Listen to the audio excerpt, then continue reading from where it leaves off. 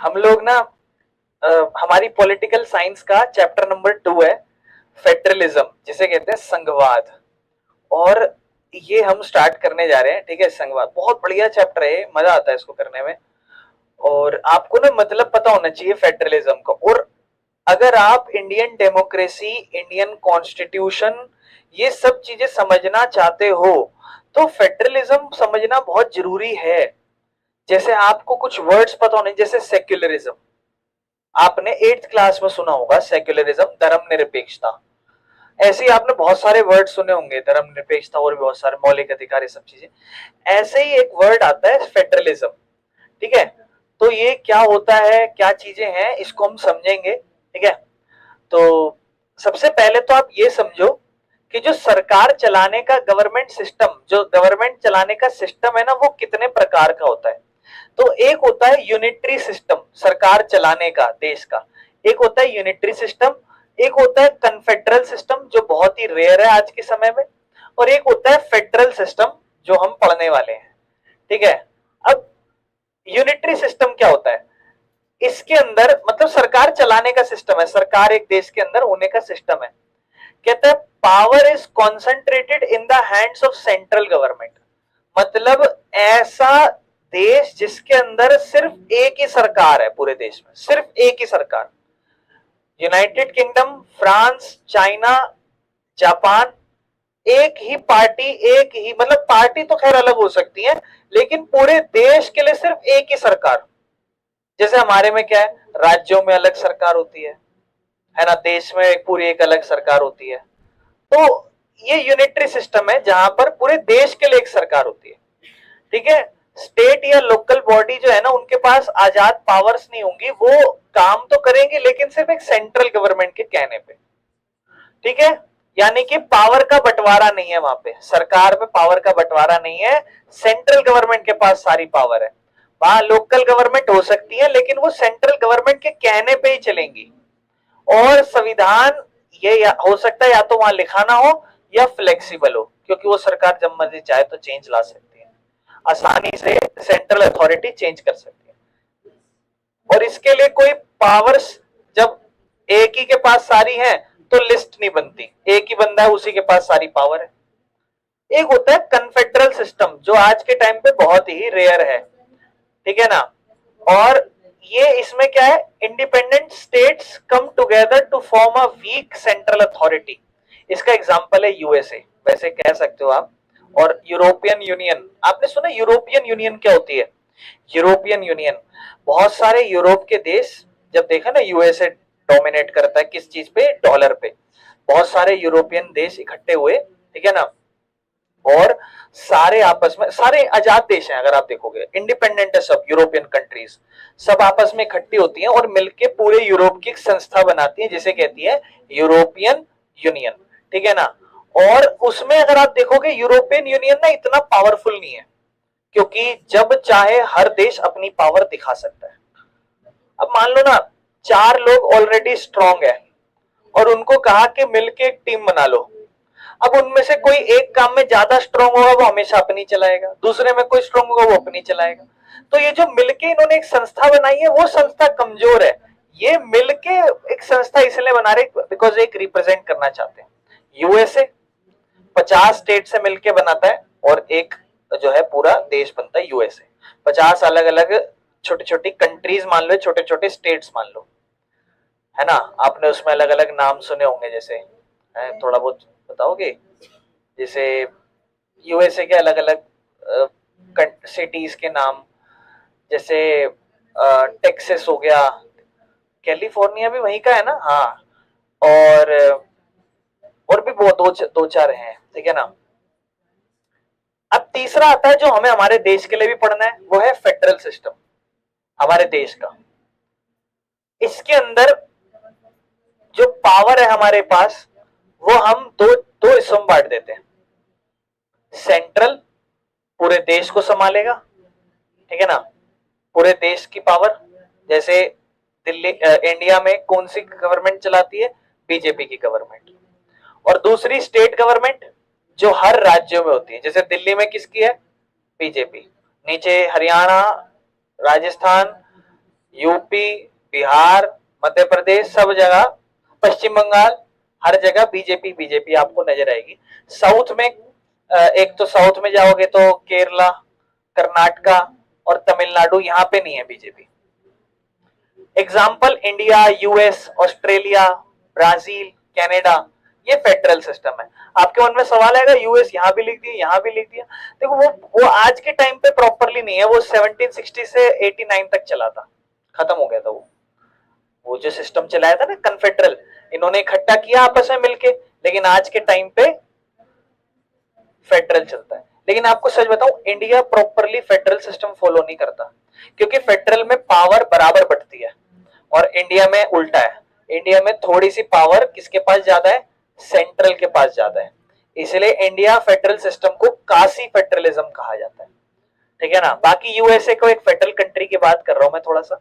जैसे दो लेवल की गवर्नमेंट होती है, ठीक है। एक होती है फेडरल गवर्नमेंट, मतलब सेंटर में, और एक स्टेट गवर्नमेंट अपने अपने राज्यों की। जैसे कैलिफोर्निया में अलग होगी, टेक्सास फ्लोरिडा में अलग होगी, और सेंटर में बैठी होगी वॉशिंगटन डीसी के अंदर। मतलब वॉशिंगटन जो होगा वहां पे अपनी स्टेट भी होगी और पूरे यूएसए की भी बैठी होगी। यानी कि कौन बैठा होगा, ट्रंप, ठीक है ना, वो बैठा होगा यहाँ पे। समझ रहे हो, लोग उससे परेशान है बहुत ज्यादा, ठीक है, उसे खुद के लोग परेशान है। बाकी ध्यान रखना, इंडिपेंडेंट पावर्स होती है दोनों के पास, और अपना लिखित संविधान है इनका। यूएस का कॉन्स्टिट्यूशन 1789 में बनाया था संविधान, ठीक है। और पावर बराबर बांट दी थी इन्होंने, फेडरल और स्टेट। मैं आपको एक और चीज बताऊं, ऐसा हुआ भी क्यों था ना। देखो यूएसए ना 50 स्टेट से मिलके बना है, समझो। और फॉर एग्जाम्पल आप जब यूएसए को देखते हो तो यूएसए, जो यूएसए 50 स्टेट से मिलके बना है ना, ठीक है ना, तो वो पता है क्यों बना है। आप एक चीज समझो, वो ना, वो सारे छोटे छोटे ऑलरेडी थे, तो उनको लगा कि मिलके इकट्ठे होके आते हैं, तो सारे अपने आप को आपस में इकट्ठा करते हैं और मिलके एक पर्टिकुलरली एक देश बनाते हैं, पूरा यूएसए। और आपने वैसे तो नॉर्थ अमेरिका देखा होगा मैप पे, साउथ अमेरिका भी देखा होगा, अगर मैप हो तो देखो, है ना। लेकिन आप समझो यूएस सिर्फ इतना सही है, इससे आधा ऊपर कनाडा है और नीचे ये साउथ अमेरिका है, ठीक है ना। यूएसए सिर्फ इतना है, और इसमें भी कितने देशों से मिलके बना है, 50। और सोचो ये मोस्टली वर्ल्ड पे डोमिनेट करता है। चलो खैर, सबसे पुराना लिखित संविधान जो है ना वो अमेरिका का ही है। बाकी ध्यान रखना, पावर यहाँ पर फेडरल पावर सेंट्रल गवर्नमेंट, जैसे देश का डिफेंस संभालना हो, पैसा, फॉरेन व्यापार संभालना हो। स्टेट पावर होती है स्टेट गवर्नमेंट के पास, पुलिस संभालनी अपने अपने राज्य की, एजुकेशन, लोकल लॉ संभालने, ये सब, है ना। और इसके बाद हम ये अमेरिका की बात कर रहे हैं, ठीक है। इंडिपेंडेंट जुडिशरी होती है, जुडिशरी समझते हो ना, court system, high court, supreme court independent है। जो सुप्रीम कोर्ट होता है यूएसए का, वो कॉन्स्टिट्यूशन का गार्जियन कहलाता है। गार्जियन मतलब क्या होता है, माता पिता, एक तरीके से ना, देख रेख करने वाला। तो जो अमेरिका का कानून है, उसका जो संविधान है, वो कौन संभालता है, सुप्रीम कोर्ट, किसका, यूएसए का, ठीक है। जो भी सारे सेंट्रल और स्टेट जब आपस में लड़ जाता है तो उनके बीच के डिस्प्यूट भी यही संभालता है। बाकी फाइनेंशियल ऑटोनॉमी है, मतलब फेडरल और स्टेट दोनों के पास अपने खुद के जरिए हैं पैसे कमाने के, दोनों ही अलग अलग तरीके के टैक्स इकट्ठे करते हैं। ये मैं यूएस का एग्जांपल इसलिए ला रहा हूं ताकि आप जब इंडिया का समझोगे थोड़ी क्लैरिटी मिलेगी। और इक्वल रिप्रेजेंटेशन है सेनेट के अंदर, यूएस सेनेट मतलब जो कांग्रेस का अपर हाउस कहलाता है, ठीक है ना। और हर स्टेट, बड़े हो छोटे हो, सबका बराबर रिप्रेजेंटेशन है, ये बात भी ध्यान रखना। जैसे कैलिफोर्निया और अलास्का, दोनों का अपना खुद का इक्वल रिप्रेजेंटेशन है, ठीक है। चलो खैर आगे चलते हैं। बाकी थोड़ा बहुत अगर आप, ये नॉलेज के लिए है कि दो लेवल की गवर्नमेंट होती है, ठीक है, सेंट्रल प्लस 50 स्टेट, ठीक है। और संविधान इनका 1789 में था, डिवीजन ऑफ पावर लिखी हुई है, कोई भी डिस्प्यूट होते हैं सुप्रीम कोर्ट संभालता है, और इक्वल स्टेट पावर है सबके पास, मतलब बराबर पावर है। स्टेट भी बराबर से लड़ चढ़ के रह सकता है, ध्यान रखना। अमेरिका के और इंडिया के फेडरल सिस्टम में एक बहुत बड़ा फर्क है, ठीक है ना। और इंडिपेंडेंट फाइनेंस, ठीक है ना, स्टेट और सेंट्रल दोनों ही जो है बराबर से अपना फंड सिस्टम उठा सकते हैं। बाकी ये रेड वाला जो कौन कौन सा देश फेडरल सिस्टम फॉलो करता है, जहां पे स्टेट और सेंट्रल वाला सिस्टम चलता है, तो कनाडा, यूएसए, ब्राजील, अर्जेंटीना। बेटा थोड़ा सा ये इंपॉर्टेंट है आपके लिए, क्योंकि इससे क्वेश्चन आते हैं कि किस किस देश में फॉलो है पिछले 1-2 साल के पीवाईक्यू में, तो आप कुछ कुछ देख लेना, ठीक है, खास करके, ठीक है ना। इस वाले यहाँ से बहुत सारे देशों के नाम है जो एमसीक्यू में आते हैं, ठीक है, तो थोड़ा सा देख लेना आप लोग, ठीक है। बाकी इंडिया और यूएसए का थोड़ा डिफरेंस के ऊपर बात करते हैं, ठीक है। और ध्यान रखना, इंडिया का काशी फेडरलिज्म है, मतलब पावर सेंटर और स्टेट में बराबर बटी हुई है, लेकिन सेंटर के पास थोड़ी ज्यादा पावर है कुछ कुछ सिचुएशन में। इसलिए अपने इंडिया का जो फेडरल सिस्टम है ना, उसे काशी फेडरलिज्म कहा जाता है। तो आप लोग इस बात का भी ध्यान रखना, ठीक है ना। और इंडिया में सेंटर स्ट्रांग है और यूएसए में जो है ना स्टेट स्ट्रांग है, मतलब हर बंदा बराबर है एक तरीके से। इंडिया में आपको ना एक इंडिया की सिटीजनशिप होनी चाहिए, you are a member of India, लेकिन वहां पे आपको डुअल सिटीजनशिप लेनी पड़ती है। जिस जगह आप रह रहे हो कैलिफोर्निया वहां की और एक यूएसए की, समझ रहे हो। बाकी कॉन्स्टिट्यूशन वहां पर centre to change state boundaries, मतलब सेंटर आगे जाके राज्यों की बाउंड्री बदल सकता है, चेंज कर सकता है, संविधान कहता है, लेकिन यहाँ पर ऐसा नहीं हो सकता यूएसए में। बाकी हमारे इंडिया में जो फेडरल सिस्टम है वो काशी फेडरलिज्म है, और यहाँ पे ट्रू फेडरलिज्म है, मतलब प्रॉपर, क्योंकि जो पावर्स है वो बराबर बटी पड़ी है दोनों में, ठीक है। इसके बाद बेल्जियम और श्रीलंका का जो हमने केस पढ़ा था उसको लेके हम कहानी समझेंगे, और फिर यहाँ से हम फेडरलिज्म को पढ़ना शुरू करेंगे। आपको याद होगा हमने चैप्टर नंबर 1 पढ़ा था, तो हमने बेल्जियम और श्रीलंका की कहानी पढ़ी थी। अगर हम उनको समझे तो हमने देखा था वहां पे क्या प्रॉब्लम थी, लैंग्वेज एक प्रॉब्लम थी, अलग अलग भाषा बोलने वाले लोग थे। श्रीलंका में जो है एक तो एथनिक कल्चर और लैंग्वेज की प्रॉब्लम थी, यहाँ भी अलग अलग भाषा बोलने वाले लोग थे। यहाँ पे क्या करा गया, पावर को शेयर, बंटवारा, पावर बराबर बांटी लोगों के बीच में, और यही एक तरीके से फेडरलिज्म ही होता है। लेकिन श्रीलंका में ऐसा नहीं करा था, जो ज्यादा भाषा बोलने वाले हैं, जो सिन्हलीस कल्चर था उसको प्रमोट करा गया और चीजें वैसे चली, भेदभाव करा गया। रिजल्ट हुआ क्या कि यहाँ पावर को बराबर बांटा, और जब पावर को बराबर बांटा तो देश में शांति आई, क्योंकि हर जो अलग अलग राज्य थे, अलग अलग जगह थी, वहां पावर को शेयर किया गया। लेकिन यहाँ पे वायलेंस हुआ, कंफ्लिक्ट हुआ और सिविल वॉर हुई। और यहां से हम ये समझते हैं कि एक देश के अंदर फेडरलिज्म लाना क्यों जरूरी है वो भी समझो। ऐसा नहीं है कि पावर बांट दो, दो रीजन हो सकते हैं, बड़ा देश है, छोटे छोटे लेवल पे सरकार को चीजें संभालनी है, पावर को बांट दो। दूसरा, जब एक देश में डाइवर्सिटी हो, मतलब अलग अलग जात भाषा बोलने वाले लोग हो, तो वो वहां के, अब जैसे मान लो फॉर एग्जांपल मेरे भाई आप यूपी के हो, हैं, तो आपके यहाँ से कोई, अब इसमें हंसने की क्या बात है, आपके यहाँ से आपको पता है कोई नेता फेमस, हाँ, योगी, अच्छा नहीं वैसे नहीं, तो पूरे राज्य के हो गए, आपके इलाके के, चलो आपके यहाँ से जो एमएलए बनता है आपके इलाकों से, या आपके यहाँ से कोई एमपी बनता है, या कोई भी इंसान जो नेता बनता है आपके इलाके से, वो आपके स्थानीय जगह का नेता होता है, उसको आपके पर्टिकुलर इलाके की ज्यादा जानकारी होती है, आप उससे अच्छे से अटैचमेंट रख पाते हो और आप उसे अच्छे से वोट देकर जितवा सकते हो।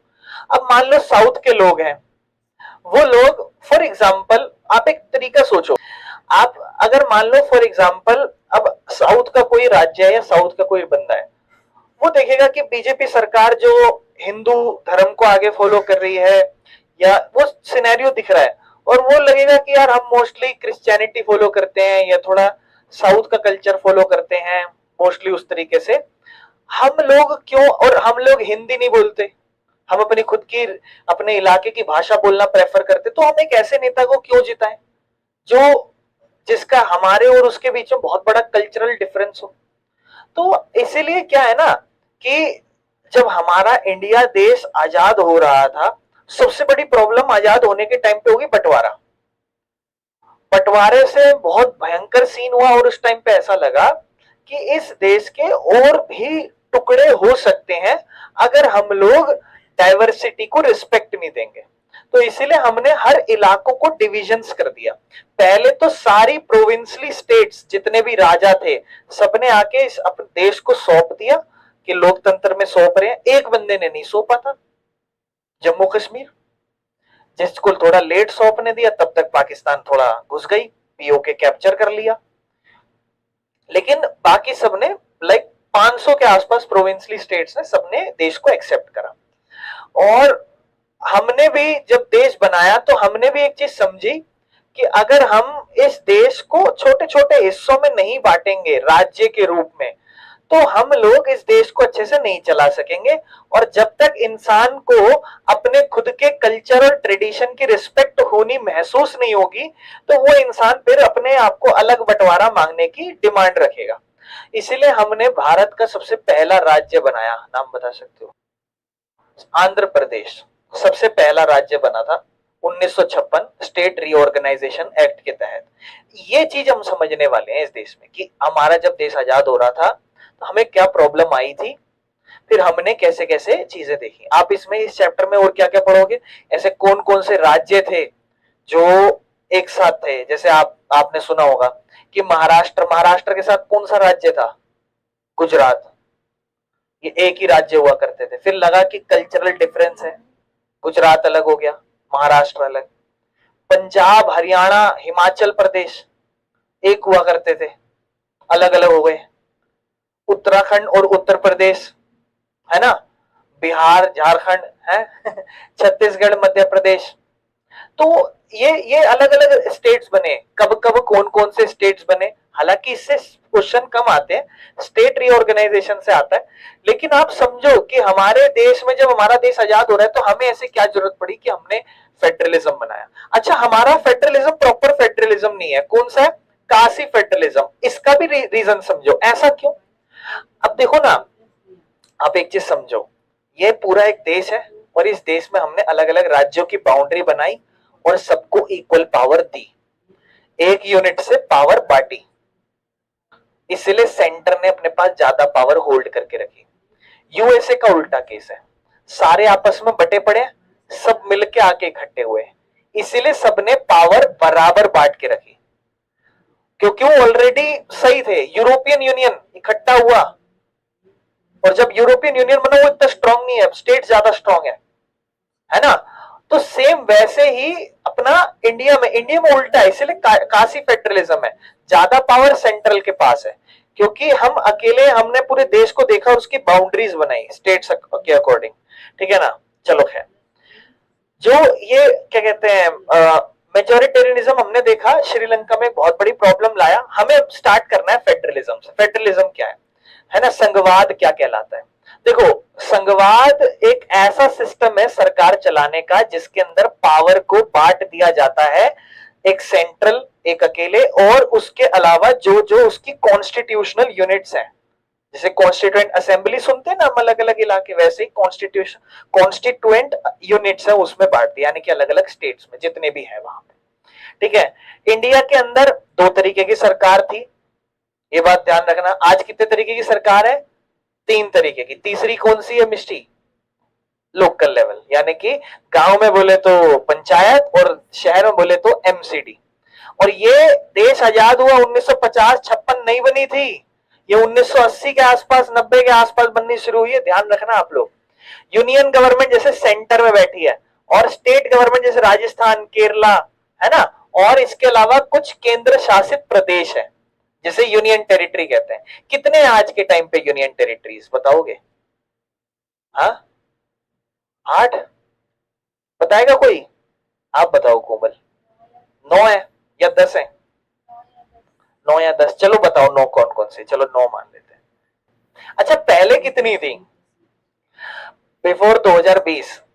7। वो 7 के नाम बताओ, आप बताओ। हाँ, एक एक तो ही पता है। अच्छा चलो स्टार्ट करते हैं, ध्यान से सुनना। सबसे पहली दिल्ली यूनियन टेरिटरी है, दूसरी चंडीगढ़, चंडीगढ़ इसलिए बिकॉज 2 राज्यों की राजधानी है, चंडीगढ़ हो गया दूसरा। तीसरा हो गया आपका क्या कहते हैं, दादर नगर हवेली और दमन एंड दीप, 4 हो गए, ये 2 अलग अलग थे, अब जाके 1 हो गया, पहले दोनों अलग थे। 4 हो गए पुराने के अकॉर्डिंग, पुडुचेरी, अंडमान एंड निकोबार और लक्षद्वीप 7। अब 2 और बने 2019 में जब 370 हटा। कौन कौन से? जम्मू कश्मीर और लद्दाख। तो इस हिसाब से कितने होने चाहिए? 9। लेकिन अब कितने हैं? 8। क्यों?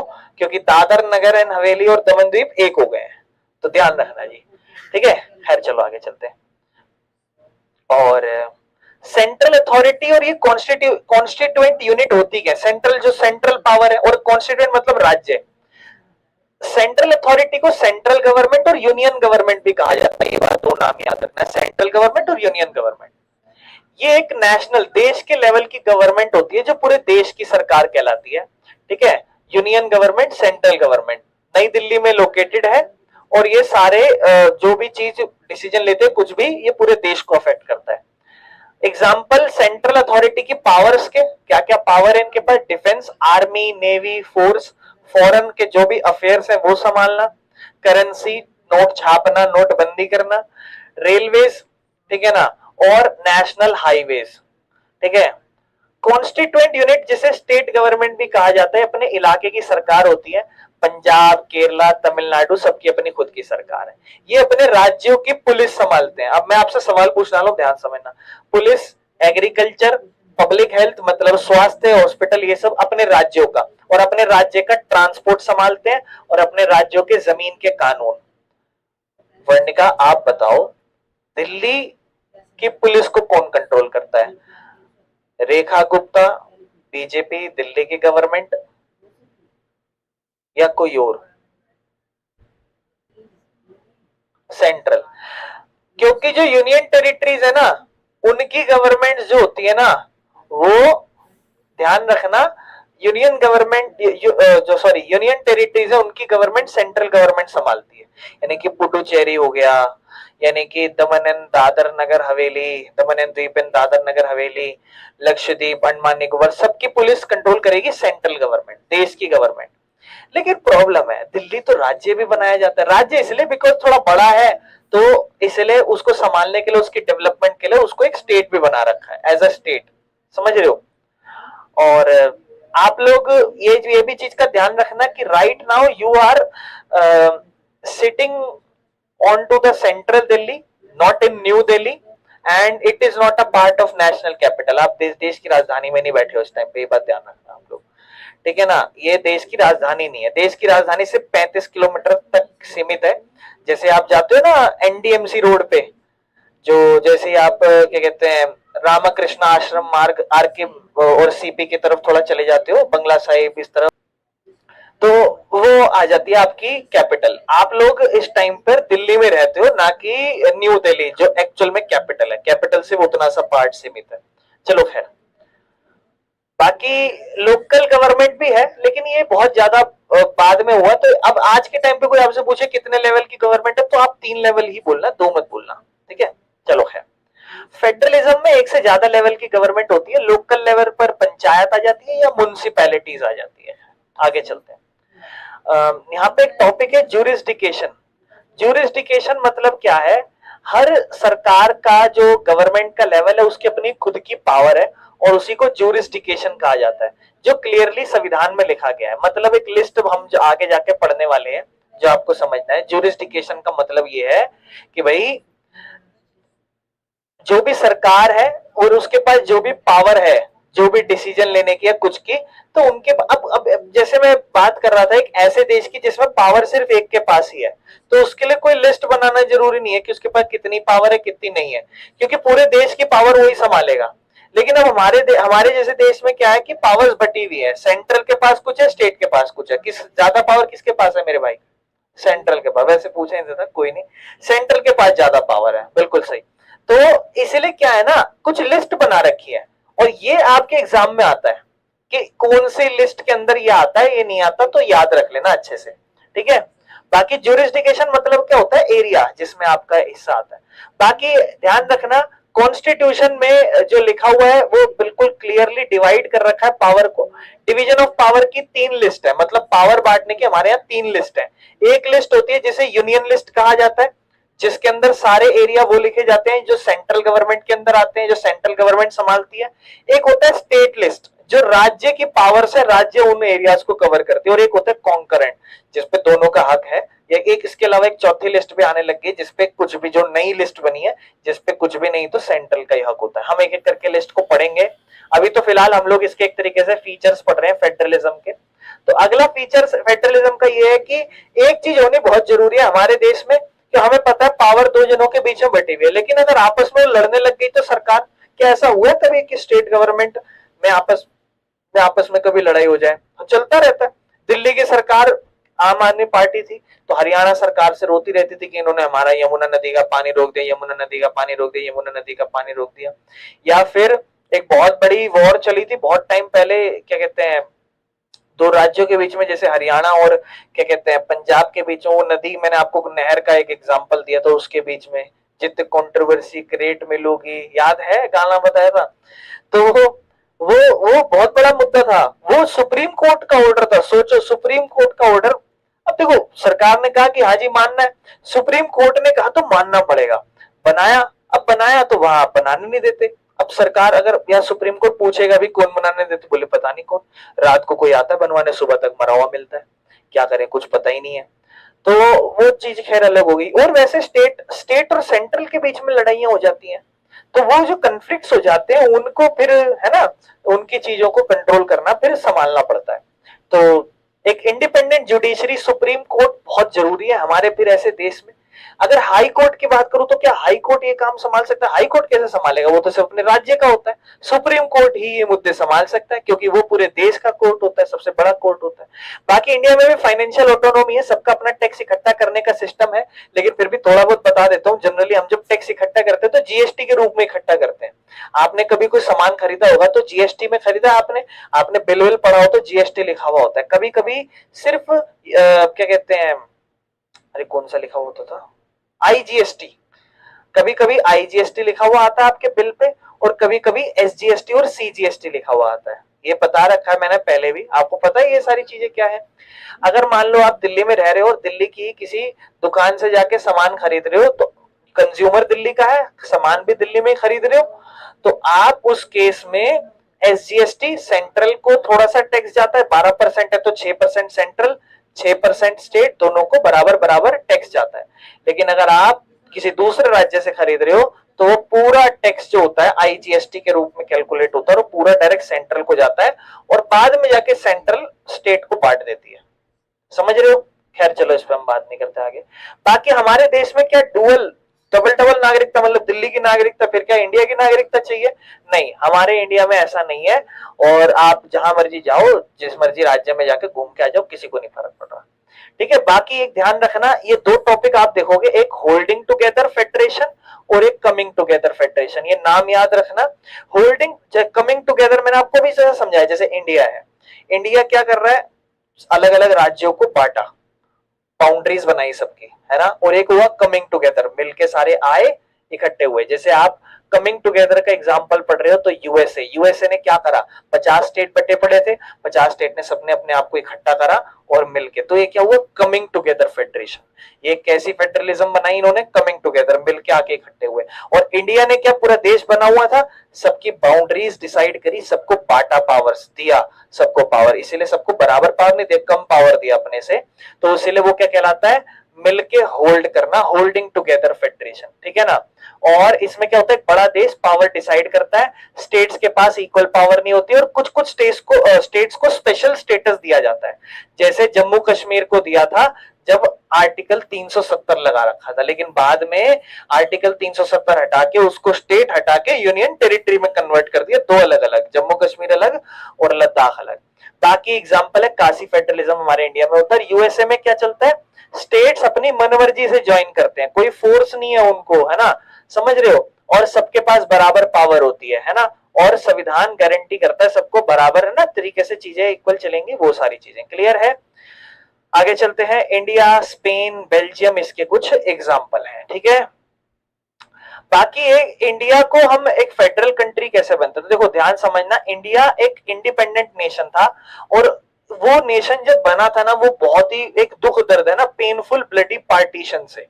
जो पाकिस्तान के साथ हमारा बंटवारा हुआ था, बहुत बड़ा प्रॉब्लम था। और जब हमारा देश आजाद हुआ ना, तो हमने देखा कि हमारे पास प्रिंसली स्टेट्स थे, राजाओं के जो स्टेट, अलग अलग राज्य राजा होते थे ना, अपने राज्यों को संभालते थे। तो हमारे पास प्रिंसली स्टेट थे और उससे हमें देश बनाना था। तो जो हमारा संविधान था ना, उसने डिक्लेयर करा इंडिया को कि हम यूनियन ऑफ स्टेट्स बनाएंगे, मतलब सारे स्टेट्स का एक यूनियन बनाएंगे। ऑल तो हमने ना उस टाइम पर फेडरेशन वर्ड यूज नहीं करा था। और जो इंडियन यूनियन था वो फेडरलिज्म के ऊपर बेस्ड था। यानी कि जब हमने बनाया था ना हमारे देश को, हमारे देश की कानून भी बनाया था, तो हमने ये नहीं कहा था कि हम फेडरलिज्म बना रहे हैं या फेडरलिज्म फॉलो करेंगे, नहीं। हमने वहां पे नाम यूज करा था यूनियन ऑफ स्टेट, मतलब हम सारे स्टेट्स को इकट्ठा करके चलेंगे। हमने एग्जैक्ट फेडरलिज्म नाम नहीं लिया था, बिकॉज फेडरलिज्म का मतलब होता है पावर बराबर बांट देना। हमने ये नहीं कहा था, ठीक है ना। हाँ, चीजें हमारी लगभग वही थी, प्रिंसिपल्स हमारे वही थे कि हम फेडरलिज्म ही फॉलो कर रहे हैं। और ये बात भी ध्यान रखना, हमारे कानून की संविधान की किताब में जो आप फर्स्ट पेज में पढ़ते हो, वहां शायद फेडरलिज्म वर्ड नहीं लिखा होगा, अगर आप ध्यान से देखोगे तो, ठीक है ना। कॉन्स्टिट्यूशन ओरिजिनली प्रोवाइड करता था, जब हमारा संविधान बना था ना, तो उसमें दो टीयर ऑफ गवर्नमेंट बनी थी, एक सेंट्रल और एक स्टेट। यूनियन गवर्नमेंट जो हम सेंट्रल गवर्नमेंट कहलाते हैं, और स्टेट गवर्नमेंट जो आगे जाके क्या कहते हैं, सॉरी, यूनियन ऑफ इंडिया जो स्टेट गवर्नमेंट कहलाती है। और बाद में जाके तीसरा टीयर भी इसके अंदर आया था, ठीक है। बाकी अब हम लिस्ट के ऊपर बात करेंगे। ये तीन लिस्ट जो हमने पढ़ी है, एक सेंट्रल गवर्नमेंट की, एक स्टेट गवर्नमेंट की, जो तीन लिस्ट है क्या है। और ये ध्यान रखना आप चाहो तो कि आर्टिकल 246 और 7th शेड्यूल हमारे कॉन्स्टिट्यूशन में लिखा हुआ है। अगर आप याद करो तो ठीक है, मुझे नहीं लगता इससे सवाल आएगा, ठीक है। बाकी सबसे पहली लिस्ट जो आपको याद रखनी है, जो यूनियन लिस्ट है, यूनियन लिस्ट, ये सारी इस मुद्दों पर सेंट्रल गवर्नमेंट रूल करती है, टेक ओवर करती है, संभालती है। इसमें सारे देश के मुद्दे, जैसे कि डिफेंस देश का, जैसे कि करेंसी इस देश की, फॉरेन अफेयर्स, ठीक है, रेलवे, कोई भी एटॉमिक एनर्जी, सोलर, कोई भी वो, जैसे एटॉमिक एनर्जी, जैसे न्यूक्लियर पावर बनाना या कुछ भी, वो पूरा देश संभालेगा, ठीक है। और इसके अंदर लगभग 97 सब्जेक्ट्स है अप्रोक्सीमेट, ध्यान रखना। स्टेट लिस्ट आती है जो अपना स्टेट संभालता है, जैसे पुलिस अपने राज्य की, ठीक है, पब्लिक हेल्थ अपने देश का, हॉस्पिटल, एग्रीकल्चर, लोकल गवर्नमेंट देश की, राज्य की शादी वादी, ये सब भी इसमें लगभग 66 सब्जेक्ट्स आते हैं, ठीक है। फिर एक आती है कॉन्करेंट लिस्ट, जिसपे ही दोनों के दोनों मिलके लॉ बना सकते हैं। एजुकेशन, एजुकेशन एक ऐसा मुद्दा है, सेंट्रल भी बना सकता है, स्टेट भी बना सकता है। जंगल विभाग, इस पे मैरिज एंड डाइवोर्स, ठीक है, एडॉप्शन, ठीक है, और ट्रेड यूनियंस, ठीक है। तो ये नाम आप याद रख लेना ये सारी चीजों पे। फिर कुछ ऐसे सब्जेक्ट्स जिन्हें रेजिटरी सब्जेक्ट्स कहा जाता है, ये सिर्फ सेंटर संभालती है। ये ऐसे सब्जेक्ट है जो किसी भी लिस्ट में नहीं लिखे थे। देखो ना, प्रॉब्लम है, एक देश चलता जाएगा, प्रॉब्लम्स आती जाएंगी। तो जब लिस्ट बन गई थी बन गई, लेकिन बाद में कुछ नई नई प्रॉब्लम्स आई, तो उन प्रॉब्लम्स पे कौन किस लिस्ट में जाएगा, तो उसको हमने सेंट्रल गवर्नमेंट पे बोला, वो उसको टेक ओवर करेगी, जो रेजिटरी सब्जेक्ट कहलाते हैं। चौथा एक तरीके से कह सकते हो कोई भी साइबर सिक्योरिटी, क्योंकि नेट, इंटरनेट जैसी चीजें बाद में जाके आई थी, ठीक है ना। स्पेस की कोई भी रिसर्च या एआई, ठीक है ना। इन सारे मुद्दों पर आपका रेजिटरी पावर सिर्फ सेंट्रल का पावर है, ये आप ध्यान रखना। The next topic is special status. अब कुछ कुछ राज्य, कुछ कुछ जगह, जैसे जम्मू कश्मीर को एक स्पेशल स्टेटस दे रखा था आपने, जैसे मैंने आपको बताया आपको। तो स्पेशल स्टेटस मतलब एक राज्य या कुछ एक इलाका जिसको कुछ अलग से पावर या प्रोटेक्शन दे रखी होती है, ठीक है ना। तो वो स्पेशल कंडीशन में होती है, या तो उनका कोई ऐतिहासिक कारण कुछ ऐसा रहा है जिस वजह से, या उनकी ज्योग्राफी या इलाके की कंडीशन ऐसी है, या उनका कल्चर, सोशल डाइवर्सिटी ऐसी है, या पॉलिटिकल एग्रीमेंट कुछ बने हैं हमारे, ठीक है ना। तो राजनीतिक दूसरे देश से टकराव, ये सारी प्रॉब्लम, ठीक है। ऐसा क्यों है, क्यों हमने उन्हें स्पेशल स्टेटस दे रखा है? ज्योग्राफिकल चैलेंजेस की वजह से। जैसे किस किस को? नॉर्थ ईस्ट के स्टेट, जैसे नागालैंड, अरुणाचल प्रदेश, मिजोरम। क्यों? क्योंकि यहाँ पे ज्योग्राफिकल कंडीशन की प्रॉब्लम है, इलाके थोड़े मुश्किल है जा पाना, माउंटेन की वजह से, फॉरेस्ट की वजह से, और ट्राइबल एरियाज है, आदिवासी इलाके हैं, इस वजह से। दूसरा, कुछ कल्चरल और एथनिक डाइवर्सिटी की वजह से, ठीक है ना, कुछ कुछ करते हैं। जैसे नागालैंड को हमने जो है उसका खुद का एक रिलीजन है अलग, और जमीन उसकी थोड़ी सी, इसलिए हमने उसको अलग राज्य मतलब बना रखा है। मिजोरम को इसलिए कुछ अलग बना रखा है, समझ रहे हो।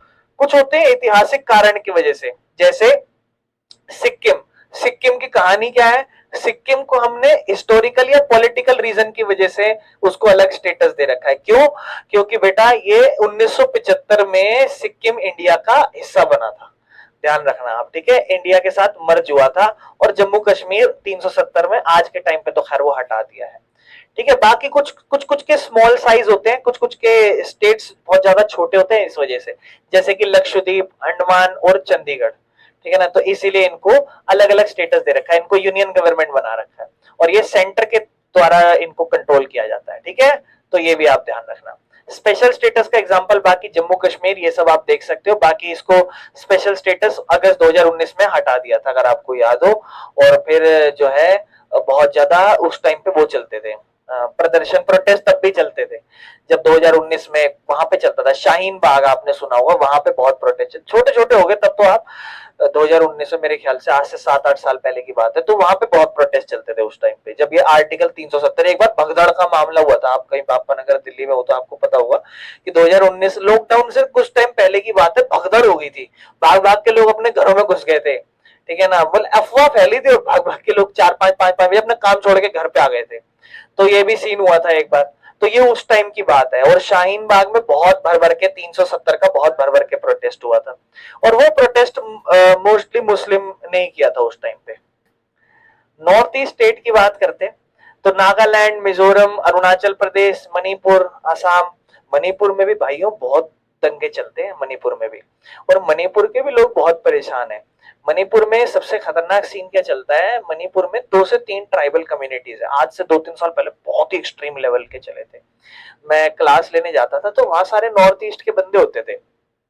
तो उसमें 2 से 3 जने ना वो आपस में बातचीत नहीं करते थे या फिर थोड़ा दूर दूर रहते थे।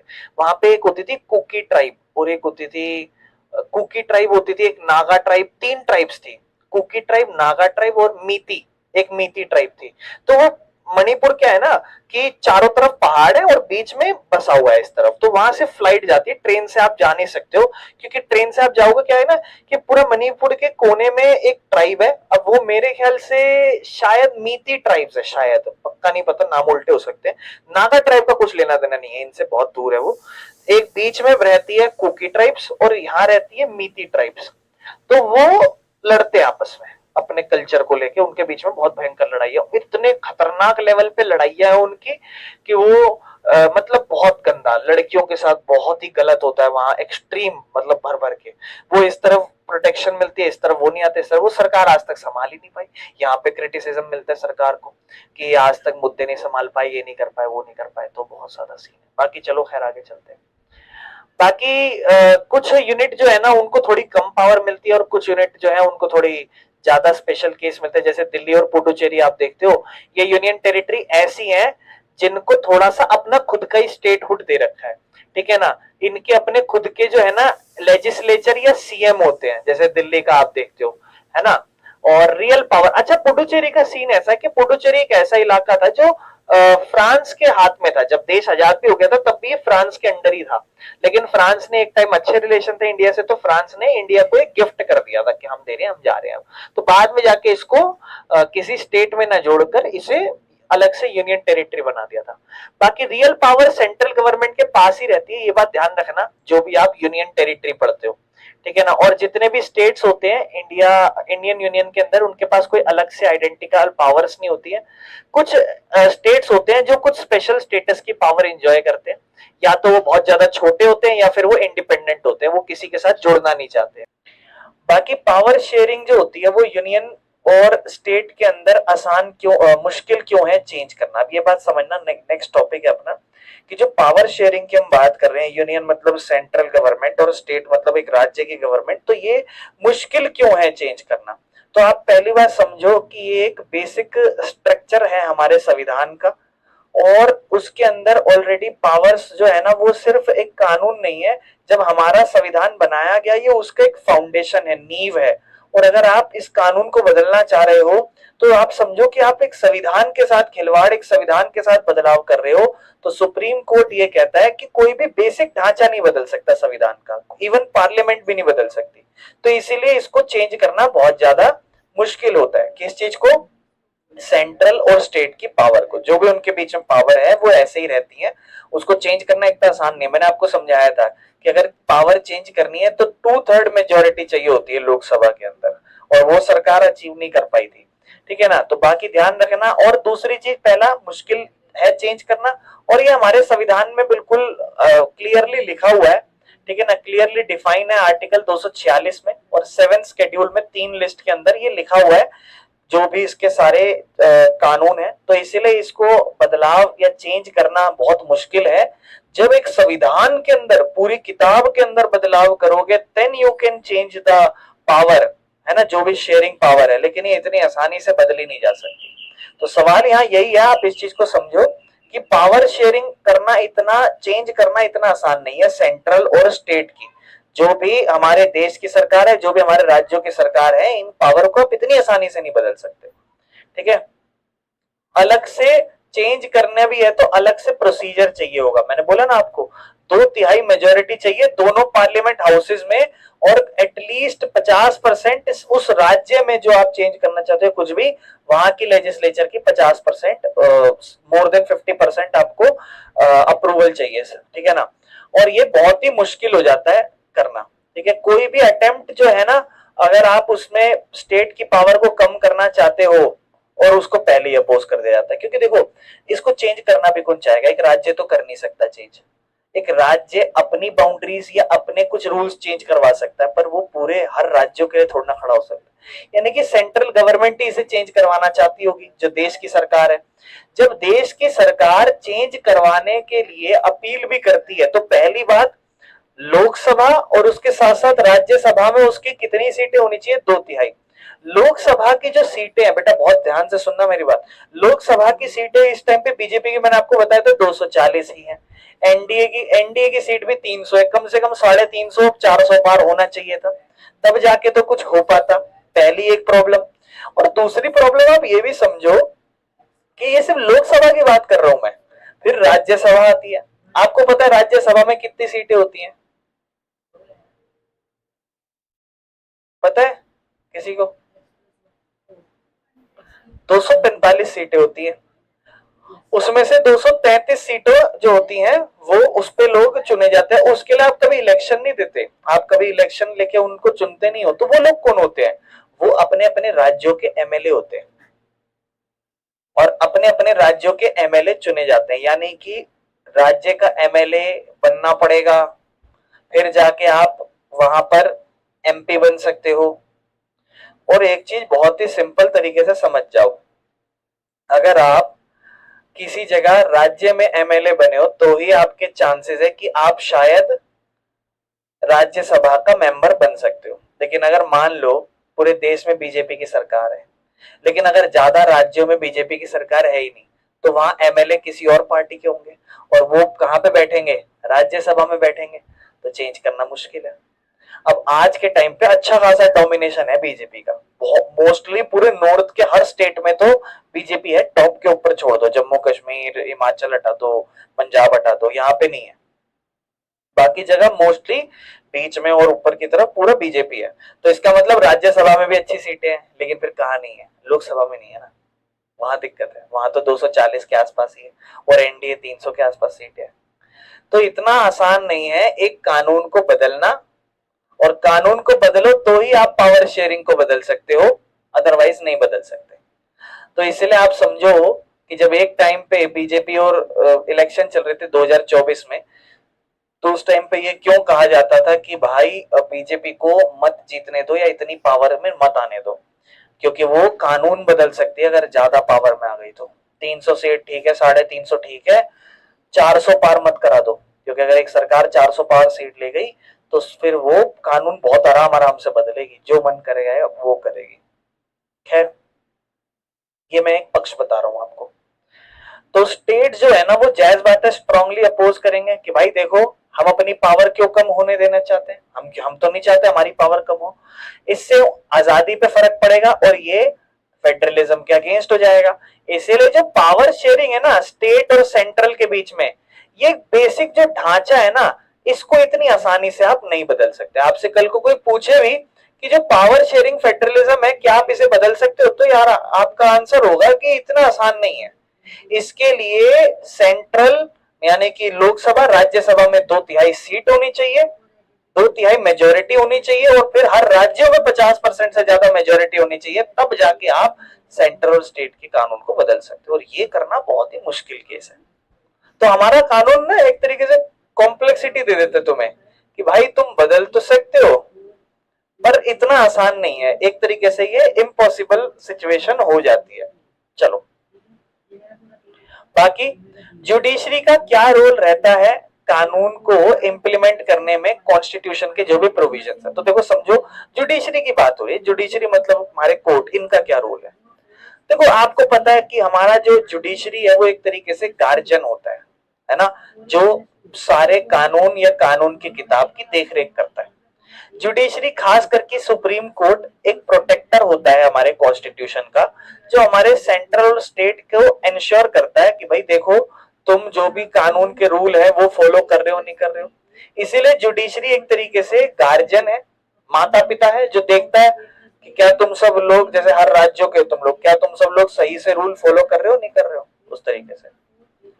बाकी जो अपना कोर्ट है उसका काम होता है सेंटर और स्टेट के बीच में डिस्प्यूट भी सॉल्व करना, जो उनके बीच में कोई डिस्प्यूट हो जाए तो।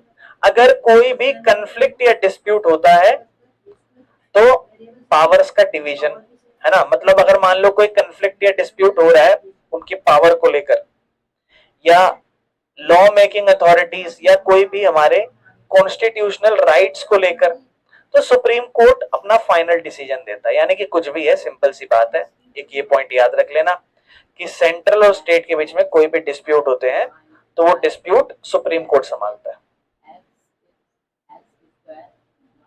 और अगला, जो भी हमारी फेडरलिज्म की पावर है उसका बैलेंस बना रहे, सेंट्रल के पास और स्टेट के पास जितनी पावर है वो बैलेंस रहे, किसी के पास कम या ज्यादा पावर ना हो, चीजें बराबर से बैलेंस्ड रहे, ठीक है ना। तो जुडिशरी जो है ना वो इंश्योर करती है कि neither the centre nor the state कोई भी अपनी पावर का मिसयूज ना करे और बैलेंस बना रहे। दूसरा, कोई भी अनकॉन्स्टिट्यूशनल लॉ है तो वो इनवैलिड माना जाएगा। अगर कोई भी ऐसा कानून है जो सेंट्रल या स्टेट गवर्नमेंट हमारे कानून के खिलाफ जा रहा है संविधान के, तो उसको नल या वॉइड माना जाएगा। सुप्रीम कोर्ट का काम है कि आपकी जो भी फंडामेंटल राइट्स है उनको बचा के रखे। तो जुडिशरी जो है ना वो इंश्योर करती है कि जो भी सरकार का एक्शन है वो कोई भी फंडामेंटल राइट्स को भी वॉयलेट ना करे। यानी कि आप 4-5 पॉइंट्स में एक्सप्लेन कर सकते हो कि सर जुडिशरी का क्या काम है। जुडिशरी का काम है आपके डिस्प्यूट सॉल्व करने का, गार्जियन के रूप में काम करता है, ठीक है, और आपके बीच में ये ध्यान देता है कि फेडरलिज्म का बैलेंस बना हुआ है कि नहीं बना हुआ, ठीक है। अगर कोई भी ऐसा कानून सेंट्रल ला रहा है वो गलत है तो उसे इनवैलिड कह देना, या आपके मौलिक अधिकार को बचा के रखना, ठीक है ना। और बस इतना ही, आगे चलते हैं। बाकी एक नेक्स्ट है, अब यहां से चीजें अच्छी शुरू होगी, that is what are linguistic states. ये लिंग्विस्टिक स्टेट्स क्या कहलाते हैं। लिंग्विस्टिक स्टेट्स वो हैं जिनको बनाया गया था उनकी भाषा के हिसाब से, जहां पर जो भाषा बोली जाती थी उस भाषा के आधार पर उस इलाके को वैसा राज्य बनाया। ये क्यों बनाए गए, जब हमारा देश आजाद होता है ना तो नए स्टेट जो है ना वो उनकी भाषा के हिसाब, जैसे जो तेलुगु बोल रहा है, कन्नड़ बोल रहा है, पंजाबी मराठी बोल रहा है, तो शुरुआत में जो स्टेट्स थे वो मोस्टली अपने एडमिनिस्ट्रेटिव कन्वीनियंस के तौर पे बनाए गए थे। जहां जहां जैसे याद होगा ब्रिटिश ज्यादातर कोलकाता में अपनी प्रोविंस बना के रखते थे, एक मुंबई में महाराष्ट्र की तरफ बना के रखते थे, एक चेन्नई मद्रास में बना के रखते थे, क्योंकि यहाँ से उनका व्यापार और सिस्टम चलाना आसान होता था, तो इसी जगह वो कंट्रोल करते थे। लेकिन अब हमने जो राज्य बनाने की सोची या हमने जो बंटवारा चीजों को बांटने की सोची वो हमने भाषा के हिसाब से सोची कि हम जो भी स्टेट्स बनाएंगे वो भाषा के आधार पर बनाएंगे, ठीक है ना। लेकिन लोग चाहते थे और क्या कहते हैं, जब अंग्रेजों का ये चीज चलती थी तो उसके बाद लोग चाहते थे कि हम अपने कल्चर, अपनी भाषा, अपनी आइडेंटिटी के हिसाब से जाने जाए। तो सबसे पहला लिंग्विस्टिक स्टेट आंध्र प्रदेश बनाया गया 1953 में। ये एक्ट 1956 के अकॉर्डिंग बनाया था, ध्यान रखना। और ये तेलुगु स्पीकिंग लोगों के लिए बनाया था, और इससे रीऑर्गेनाइजेशन हुआ था इंडियन स्टेट्स का, और एक स्टेट रीऑर्गेनाइजेशन एक्ट बनेगा, ठीक है ना। इसका इंडियन फेडरलिज्म पे क्या प्रभाव पड़ा, जो हमारी भारत की विविध क्या कहते हैं संघवाद है उस पे, इससे क्या हमारा देश, अब देखो एक मन में सवाल था कि अगर हम राज्यों को ऐसे से बांट देंगे तो क्या इसका मतलब हमारे देश में बंटवारा हो सकता है, क्या और बंटवारा हो सकता है पाकिस्तान जैसा? तो ऐसा नहीं हुआ था, इसका बहुत उल्टा प्रभाव पड़ा था। और हमने करा भी इसीलिए था कि हमारे देश में और चीजें इकट्ठी हो, ठीक है ना, एकता आए, समझ रहे हो? हमारा देश डिवाइड होने के बजाय भाषा के आधार पर और इकट्ठा हुआ था। क्यों? क्योंकि अब क्या है ना, हर राज्य में हर बंदा अपनी अपनी भाषा आजादी से बोल सकता है, उसे कोई टेंशन ही नहीं है, तो उसे क्या प्रॉब्लम अलग होने की या वो उस चीज की, है ना?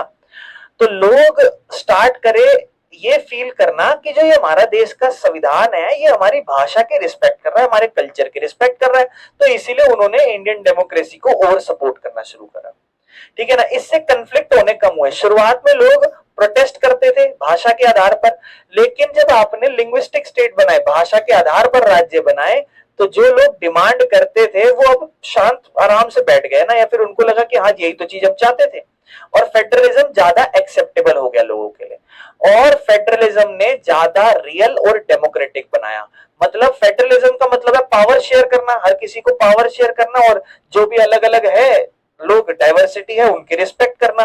तो जब हमने भाषा के आधार पर स्टेट बनाए तो इंडिया के अंदर एक डाइवर्सिटी दिखाई दी कि ये एकता के तौर पर, एकता का प्रतीक बनते हुए नजर आ रही है, और इससे सरकार भी अच्छे तरीके से चलाई जा सकती है। क्यों? क्योंकि लोग अब अपने क्या कहते हैं ऑफिशियल से बात कर सकते हैं, डॉक्यूमेंट्स पढ़ सकते हैं अपनी खुद की भाषा में, जिससे सरकार को भी या सरकार चलाने का सिस्टम भी और पहले से ज्यादा आसान और बढ़िया हो गया, ठीक है ना? और कौन कौन से जो है भाषा के आधार पर स्टेट बने थे? आंध्र प्रदेश की अगर हम बात करें तो तेलुगु, ठीक है ना? तमिलनाडु की बात करें तो तमिल, केरला मतलब मलयालम, ठीक है ना? महाराष्ट्र में मराठी चलती है। और आपने एक आध साल पहले या एक डेढ़ साल पहले बड़ा केस सुना होगा कि महाराष्ट्र में मराठी कोई बंदा हो तो भाई उसको बोलते हैं महाराष्ट्र में तो मराठी बोलनी आनी चाहिए, बेचारे को पेल देते थे किसी को भी ना, चाटे वाटे मार देते थे। पंजाब में हो तो अस्सी तुसी करना आना चाहिए आपको, गुजरात में हो तो गुजराती आनी चाहिए आपको, कर्नाटका में हो तो कन्नड़ आना चाहिए, ओडिशा में हो तो आपको ओडिया भाषा बोलनी आनी, मतलब ये उनके भाषा के आधार पर स्टेट्स बना दिए, समझ रहे हो? The formation of linguistic states has actually made the country more United. और जब ये भाषा के आधार पर राज्य को बनाया तो यहाँ पे एकता और बड़ी देश के अंदर, ठीक है ना? अब देखो आप यहाँ पर एक मैप देखो, जब हमारा देश आजाद हो रहा था तो इस तरीके से चीजें बटी हुई थी, कोई स्टेट बटा हुआ नहीं है, ठीक है ना? आप देखो कैसे कैसे प्रोविंसेस बांट रखी है, ठीक है ना? ये इस तरीके से, मतलब ये देखो प्रोविंसेस कैसे, सेंट्रल इंडिया, सेंट्रल प्रोविंसेस, ठीक है ना? ये अभी तो आप प्रॉपरली थोड़ा डिवीजन होते हुए देख रहे हो, बट एक्चुअल में ये समझ रहे हो, ये जो इलाके है ना यहाँ पर अभी प्रॉपरली 1947 में, अभी देखो यहाँ पे हमने ये पाकिस्तान दे दिया, ये भी पाकिस्तान बन गया, लेकिन यहाँ ना अभी वो चीज नहीं हुई, अभी स्टेट्स नहीं बटे हुए हैं, समझ रहे हो आप लोग? लेकिन आगे जाके जब आप इंडियन मैप देखते हो तो यहाँ पर आप देखते हो प्रॉपरली स्टेट्स को ना बांट रखा है अच्छे से, ठीक है, जो अपनी अपनी भाषा के आधार पर है। पहले ये बंटवारा नहीं, आप समझो इस चीज को, यहाँ पे भी कोई भी स्टेट बटा हुआ नहीं है, ठीक है ना? देखो पूरा मद्रास यहाँ से लेकर यहाँ तक कहला रहा है, देखो सोचो, मैसूर, ठीक है, और इस तरफ आप देख रहे हो बेंगलोर है, कैलिकट है, गोवा पुर्तगीज के लोगों का कंट्रोल में है, ये पूरा बॉम्बे तक है, देखो इतना नीचे। तो अभी क्या डिविजन्स नहीं है प्रॉपरली। बाकी जो बाउंड्रीज है इंडिया की वो आज के टाइम पे और पहले के टाइम पे अलग क्यों है? क्योंकि जब बंटवारा हुआ तो भारत दो देश में बट गया, ठीक है ना? एक पाकिस्तान और एक बांग्लादेश। बांग्लादेश तो 1971 में पैदा हुआ था, ये बात आपको पता होनी चाहिए, पता है ना आप लोगों को ये बात कि क्या कहते हैं इंडिया और इंडिया पाकिस्तान जब बटा था तो ये जो है ये क्या है, ये मेरे भाई क्या है ये, आप बताओगे सचिन मेरे भाई क्या है ये पहले पाकिस्तान हुआ करता था, ध्यान रखना, ठीक है ना? नहीं सही कह रहे हो, बांग्लादेश है आज के टाइम पे, यही सुना मैंने, लेकिन ये आज के टाइम पे बांग्लादेश बन चुका, पहले जब ये पाकिस्तान था, ये वेस्ट पाकिस्तान देखो नाम लिखा हुआ है ना, और यहाँ पे ईस्ट पाकिस्तान नाम लिखा हुआ होता था, ठीक है ना? बाकी ये क्या कहते हैं थोड़ी पिटाई विटाई कर दी थी लोगों की, ठीक है, इनको बोला कि चलो पहले दो, एक हो दो बन जाओ, चलो आप। तो वेस्ट में जो है पंजाब डिवाइड हुआ था और एक पार्ट पाकिस्तान बना था और ईस्ट में बंगाल वाला था। ये सोचो ना आपस में लड़ने लग गए थे, ये आपस में पता है क्यों लड़े थे? आपस में इसलिए लड़े थे कि जो वेस्ट बंगाल वाला जो बना था ना पाकिस्तान, जो ईस्ट पाकिस्तान था वहां ना वो उर्दू नहीं बोलते थे, वो बंगाल लोग बंगाली भाषा बोलते, वो कहते थे हम बंगाली मुस्लिम है, हम बंगाली भाषा बोलेंगे। तो ये वाले उनको डोमिनेट करते थे कि नहीं तुम अरबी भाषा बोलो, उर्दू, पंजाबी मुस्लिम। अब सोचो ना, जब दो पाकिस्तान बने तो एक पाकिस्तान ऐसा है जहां पर पंजाबी मुस्लिम है और एक ऐसा है जहां पे बंगाली मुस्लिम है। तो यहाँ बहुत प्रॉब्लम्स होती थी। और यहाँ पे इनका डिविजन्स का रीजन था इलेक्शन। एक इलेक्शन हुए थे जहां पर ये वेस्ट पाकिस्तान है, मान लो ये ईस्ट पाकिस्तान है। फॉर एग्जाम्पल टोटल 100 सीट है, 100 में से जीतने के लिए चाहिए कितनी, 51। यहां पर मान लो फॉर एग्जाम्पल सीटें थी चुनने के लिए लोगों के लिए 40 और यहां थी 60। ठीक है, मतलब अब फॉर एग्जाम्पल एक जगह जब दो इलाकों में बटी हुई है, जैसे मान लो ये आपका वेस्ट पाकिस्तान, ये वेस्ट पाकिस्तान है फॉर एग्जाम्पल, ये ईस्ट पाकिस्तान है। अब एक चीज समझो, कभी भी किसी भी जगह पर सीटें जो बनती है ना वो उनकी पॉपुलेशन के अकॉर्डिंग बनती है, जहां जितनी, जैसे अगर आप मान लो मैं एक इलाके की बात करूं और इस इलाके को मैं 3 हिस्सों में बांट दूं, यहाँ पे रहते हैं मान लो 100 लोग और यहाँ पे रहते हैं मान लो 10,000 लोग और यहाँ पे मान लो 1 लाख लोग रहते हैं। तो जहां पे 1 लाख लोग रहते हैं ना वहां पे और सीटें बना दी जाती है क्योंकि ज्यादा लोग होते हैं। नहीं यार ऐसे नहीं, मतलब ये एग्जैक्ट पॉपुलेशन डिपेंड नहीं करती कि एक सीट बनाने के लिए कितनी आबादी चाहिए, एग्जैक्टली ये चीज मैटर नहीं कर सकती, ये कितनी भी हो सकती है। पर क्या है कि डेंसिटी अगर किसी पर्टिकुलर इलाके में बहुत ज्यादा हो गई है ना तो वहां पर फिर ज्यादा सीटें के और डिविजन्स कर दिए जाते हैं। वो डिपेंड करता है कि कंपैरिजन में कि एक जगह से दूसरी जगह पे कितना है, उस तरीके से। अब जैसे मान लो फॉर एग्जांपल मैं आपको कह रहा हूँ कि 1 लाख है, अब मान लो हमने डिविजन्स करना है, जैसे फॉर एग्जांपल अब यहाँ तो 100 सीट है तो हमने एक ही इलाका बना दिया क्योंकि एक एक मंत्री संभाल लेगा 100 लोगों को, लेकिन यहाँ 1 लाख है तो यहाँ और सीटें चाहिए। तो इसलिए ईस्ट पाकिस्तान वेस्ट पाकिस्तान में मान लो फॉर एग्जांपल दोनों को मिला के टोटल 100 सीटें थी, लेकिन यहां से ली हमने 40 क्योंकि यहाँ पे ज्यादातर बलूचिस्तान आ जाता है, रेगिस्तान वाला खुला खुला इलाका है, बहुत दिखने में जगह बड़ी है लेकिन वैसे छोटा है। इस तरफ ज्यादा आबादी थी कम इलाके में, तो यहाँ टोटल 60 सीटें फॉर एग्जांपल निकल कर आई। अब जो यहाँ का मंत्री होगा उसको यहाँ के लोग बहुत सपोर्ट करेंगे, बंगाली होगा, वहां का पाकिस्तान का वो पंजाबी टाइप होगा और वहां पे भी 1 से 2 मंत्री खड़े होंगे। फॉर एग्जाम्पल वहां का जो नेता है वो पूरे यहाँ पर छा गया, उसको मिल गई मान लो फॉर एग्जाम्पल 35 सीट्स। अब यहाँ का जो मंत्री था उसको फॉर एग्जाम्पल 60 में से मान लो 55 सीट मिल गई, 5 इस तरफ किसी और को मिल गई और फॉर एग्जाम्पल यहाँ 5 किसी और को मिल गई।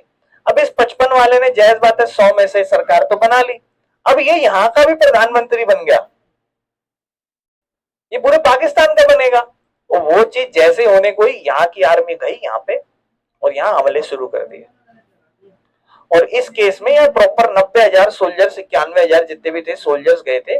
फिर इनकी हेल्प, इन्होंने हेल्प मांगी थी इंडिया से, उस टाइम पे इंदिरा गांधी की सरकार थी, तब हमारे इंडियन सोल्जर्स बॉर्डर क्रॉस करके इनको हेल्प करने गए थे और तब 90 से 95,000 के आसपास सैनिकों ने पाकिस्तान के सरेंडर किया था। और ये बहुत बड़ी शेम है, कभी भी आप देखो बहुत से बड़ा कोई भी जनरल आर्मी का बंदा बैठा होगा उसके पीछे इनके रेजिग्नेशन की फोटो लगी हुई, आप कभी भी देखना, क्योंकि ये जोक है बहुत बड़ा कि 90,000 आर्मी सरेंडर कर दी और फिर यहीं से इनको पकड़ लिया था। लेकिन हाँ इस टाइम पे लोग बहुत सारे क्रिटिसाइज करते हैं। इस टाइम पर एक वो क्या कहते हैं इंडिया पाकिस्तान के बीच में ट्रेन चलाई गई थी जो समझौता एक्सप्रेस उसका नाम है, जो मुन्नी खो गई थी ना जिसमें बजरंगी भाईजान में, वो उसी ट्रेन में खो गई थी। वो बंद पड़ी है वो 2019 से, पाकिस्तान में हमारे डब्बे पड़े हैं, वो हमारे डब्बे में जा जाके वीडियो बनाते, देखिए ये इंडिया की ट्रेन है, ये इंडिया की है, इस तरीके से।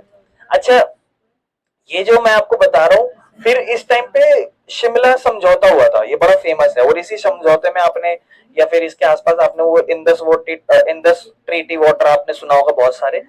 और इसी टाइम पर क्या कहते हैं ये सारी चीजें चली थी, लेकिन इस टाइम पर एक चीज डिमांड रखनी चाहिए थी कि हमारे बहुत सारे कैदी थे जो पाकिस्तान की जेल में थे, हम मांग सकते थे उस टाइम पे, क्योंकि हम 90-91 हजार लोगों को रिहा कर रहे हैं। सोचो कितनी बड़ी हम चीज कर रहे हैं, तो उस टाइम पे हम मांग सकते थे इनसे, लेकिन नहीं हुआ। और आगे जाके हुआ क्या, इन्होंने हमारा प्लेन हाईजैक कर लिया था, जो नेपाल से आ रहा था, पता नहीं कहां से आ रहा था, जिसको अफगानिस्तान लेके गए थे। आपने धुरंधर देखी होगी तो उस मूवी के सीन में आपने देखा होगा, वरना तो एग्जैक्टली पूरी एक अलग से भी मूवी बनी हुई है उस पे, जब उन्होंने प्लेन हाईजैक करा था। तो उस टाइम पे वो भी बड़े खतरनाक सीन है। ये प्लेन हाईजैक कर लिए थे और इन्होंने 16 आतंकवादियों की रिहाई मांगी थी, पर हमने 16 पता नहीं कितने, हमने सिर्फ 3 या 2 को ही रिहा करा था और बहुत सारा पैसा लूट के गए थे। चलो खैर, पाकिस्तान बट गया, पाकिस्तान अलग हो गया, ठीक है। अब हम अपने इंडिया की बात करते हैं। अब जब हमारे देश में बंटवारा हो गया था, पाकिस्तान अलग हो गया, फिर हमने क्या करा, लगभग 500 प्रिंसली स्टेट थे राजाओं द्वारा चलाए गए, जैसे हैदराबाद, जूनागढ़, कश्मीर जैसे। These were not directly rule by British, ये अपने खुद के अपने अपने राजा हुआ करते थे। जब देश आजाद हुआ तो सरदार वल्लभ भाई पटेल और वीपी मेनन ने इन सबको बोला कि चलो मिलो हमारे आपस में, हमारे साथ मिलो और देश बनाओ, ठीक है। कुछ स्टेट ने तो शांतिपूर्वक ज्वाइन कर लिया कि ठीक है हम इंडिया का पार्ट बनते हैं, लेकिन कुछ कुछ बोले नहीं हम नहीं मानेंगे, फिर उनकी पिटाई करनी पड़ी हैदराबाद और जूनागढ़ जैसी जगहों पर। इससे हुआ क्या कि हमारे ना बीच का जो पूरा इंडिया है वो वैसा ही है, लेकिन उसके अंदर मैप्स में बदलाव हुए, है ना। और 1947 के बाद आप देखते हो अब तक बहुत बड़े बदलाव हैं। फिर रीऑर्गेनाइजेशन ऑफ स्टेट 1956 में एक बहुत बड़ा एक्ट लाया गया। शुरुआत में क्या था कि जो इंटरनल बाउंड्रीज थी, मतलब हमारे इंडिया की जो अंदर की बाउंड्रीज थी ना, वो अपने संस्था चलाने के हिसाब से बनाई जाती थी। जहां जहां ज्यादा रूल हम कर रहे हैं, जहां जहां हमारा व्यापार ये सब अंग्रेजों का अच्छा है, वो उस तरीके से चलाते थे। लेकिन जब हमने देखा हमारा देश आजाद हुआ तो लोगों ने बोला कि भाई हमारे धर्म के, सॉरी भाषा के हिसाब से हमारा स्टेट होना चाहिए। तब सरकार ने कानून बनाया, स्टेट रीऑर्गेनाइजेशन एक्ट 1956, और बहुत सारे स्टेट इसमें बनाए गए। जैसे आंध्र प्रदेश सबसे पहला था तेलुगु स्पीकिंग लोगों के लिए। गुजरात बनाया, गुजरात आगे जाके बना था बॉम्बे स्टेट फॉर गुजराती स्पीकरों के लिए। हरियाणा बना आगे जाके पंजाब से, ये तो आगे जाके बने बहुत ज्यादा। उत्तराखंड, झारखंड, छत्तीसगढ़, इनको 2000 में बनाया गया था। सोचो छत्तीसगढ़ और झारखंड जैसे स्टेट 2000 में बने, इससे पहले नहीं थे झारखंड, ठीक है। चलो आगे चलते हैं। तो जो इंटरनल मैप है वो लगातार बदलते जाते हैं, जिससे फेडरलिज्म और स्ट्रॉन्ग होता है, ठीक है। बाकी यूनियन टेरिटरीज और नए स्टेट भी बदलते रहे हैं। समय समय पे यूनियन टेरिटरी को इकट्ठा किया या मर्ज किया गया। हिमाचल प्रदेश, मणिपुर और त्रिपुरा ये स्टेट बनाए गए, पहले ये स्टेट नहीं थे। गोवा एक पुर्तगीज कॉलोनी थी, पुर्तगाली लोग इसको चलाते थे। ये इंडिया का हिस्सा 1961 में बना है। सोचो ये इंडिया 1961 में इंडिया का हिस्सा बना। जम्मू कश्मीर एक स्पेशल स्टेट है अंडर आर्टिकल 370। 2019 तक आपको पता होगा कि ये आर्टिकल 370 तक एक स्पेशल स्टेट हुआ करता था। इसके बाद बहुत मीम बने थे, जैसे 2019 में हुआ था कि आप 2019 से पहले 370 का इसके अंदर धारा लगी हुई थी, तो आप एक रूल था कि आप यहाँ जमीन नहीं खरीद सकते। अगर आप बापा नगर में रह रहे हो तो वहां जाके आप जमीन नहीं खरीद सकते। तो जैसे ही 2019 में 370 हटा तो लोग बोले चलो जम्मू कश्मीर जमीन खरीदेंगे, जमीन खरीदेंगे, ऐसा मीम बना था। Now divided with 2 union territory, आज के टाइम पे जम्मू कश्मीर और लद्दाख बदल चुके हैं। लेकिन आप एक चीज देखो, जम्मू कश्मीर स्टेट, वहां पे स्टेट असेंबली भी है। वहां पे आपने देखा होगा एक प्रधान मुख्यमंत्री है वहां का, गोरा गोरा सा अच्छा एजुकेटेड बंदा है वो, तो वो वहां पे स्टेट लेजिस्लेटिव भी चलती है। टर्निंग पॉइंट था 1953 में, जब सबसे पहला स्टेट बनाया गया था आंध्र प्रदेश।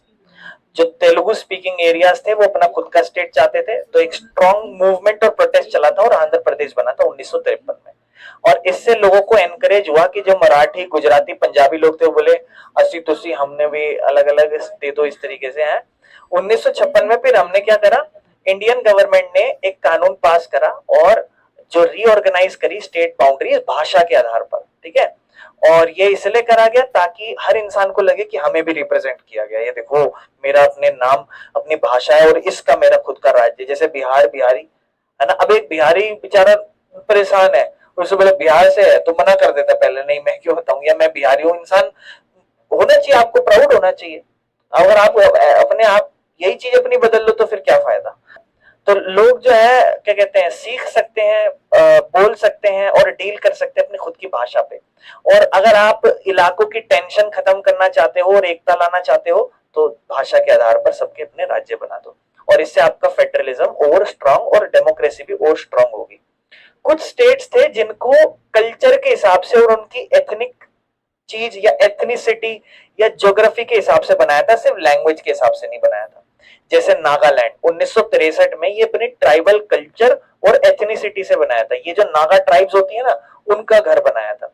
ये अपने खुद के कस्टम्स और ट्रेडिशन तरीके से रहते थे, तो इन्होंने बोला हमको खुद को अपना एक राज्य दे दो। पूरा स्टेट इनको 1963 में मिला था, यानी कि नागालैंड 1963 में बना है।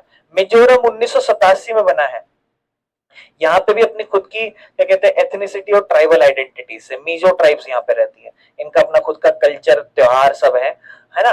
बाद में क्या कहते हैं शुरुआत में ये आसाम का पार्ट था, पहले मिजोरम आसाम का पार्ट हुआ करता था, बाद में इसे यूनियन टेरिटरी बना दिया था, लेकिन फिर बाद में इसे अलग से एक स्टेट बना दिया। फिर मेघालय की बात करें तो मेघालय में खासी, गैरो और जैंतिया ये हिल्स भी पाए जाते हैं, और ये आपको ट्राइब्स भी पाई जाएंगे वहां पे। गैरो हिल्स या खासी हिल्स आपने सुने होंगे। ये भी ओरिजिनली असम का ही पार्ट था, लेकिन इसे अलग से सेपरेट स्टेटहुड दिया 1972 में। उत्तराखंड 2000 में जाके क्या कहते हैं ये ज्योग्राफी के हिसाब से अपने कल्चर के हिसाब से ये हिमालयन रीजन का पार्ट था उत्तर प्रदेश का, तो ये अपना सेपरेट स्टेट चाहता था अपने ज्योग्राफिकल जरूरतों की वजह से, तो इसको 2000 में अलग से स्टेट बनाया गया। उससे पहले क्या उत्तराखंड उत्तरांचल कहलाता था, उत्तरांचल कहलाता था। बहुत सारी गाड़ियां वहां पे आप देखते हो यूसी भी लिखा हुआ होता है, उत्तरांचल। इस तरीके से उत्तराखंड उत्तरांचल। झारखंड ट्राइबल पॉपुलेशन रहती थी यहाँ पे, और अपने खुद के जो संसाधन है उसके हिसाब से ये बिहार का पार्ट था पहले। और बाद में क्या कहते हैं यहाँ पे ज्यादातर संथल और मुंडा ट्राइबल ग्रुप्स रहते थे। तो इन्होंने डिमांड करा कि भाई हमारा अपना खुद का कल्चर अलग है। हाँ, और यहाँ पर जो मिनरल्स उस तरीके से मिलते थे, तो इसे बिहार से अलग कर दिया। ठीक है, सेपरेट स्टेट बनाया इसको अलग। छत्तीसगढ़ पार्ट था मध्य प्रदेश का। यहाँ पे भी फिर अपनी खुद की कल्चरल और रीजनल आइडेंटिटीज थी। छत्तीसगढ़ ऐसा इलाका है जो बहुत रिमोट सेंसिटिव एरिया है। जो ट्राइबल कम्युनिटीज जो रहती थी ना, जो नक्सलवाद सुना होगा आपने कभी, नक्सलवाद नक्सलवाद जो नक्सल लोग होते हमला कर देते सैनिकों पे, उस तरीके के लोग, ठीक है ना, तो वो यहाँ पे बहुत पाए जाते हैं। अब तो खैर खत्म हो रही है ये नक्सलवाद। तो क्या होता था ना, यहाँ ये क्या करते थे, जैसे मान लो फॉर एग्जांपल ये जंगल है, उस जंगल में अगर कोई भी सेना या कोई भी संसाधन तुम लेने गए तो तुम्हें मार देंगे। वहां आदिवासी जंगल में रहना पसंद करते हैं, नक्सलवाद नक्सल ट्राइब्स रहती थी।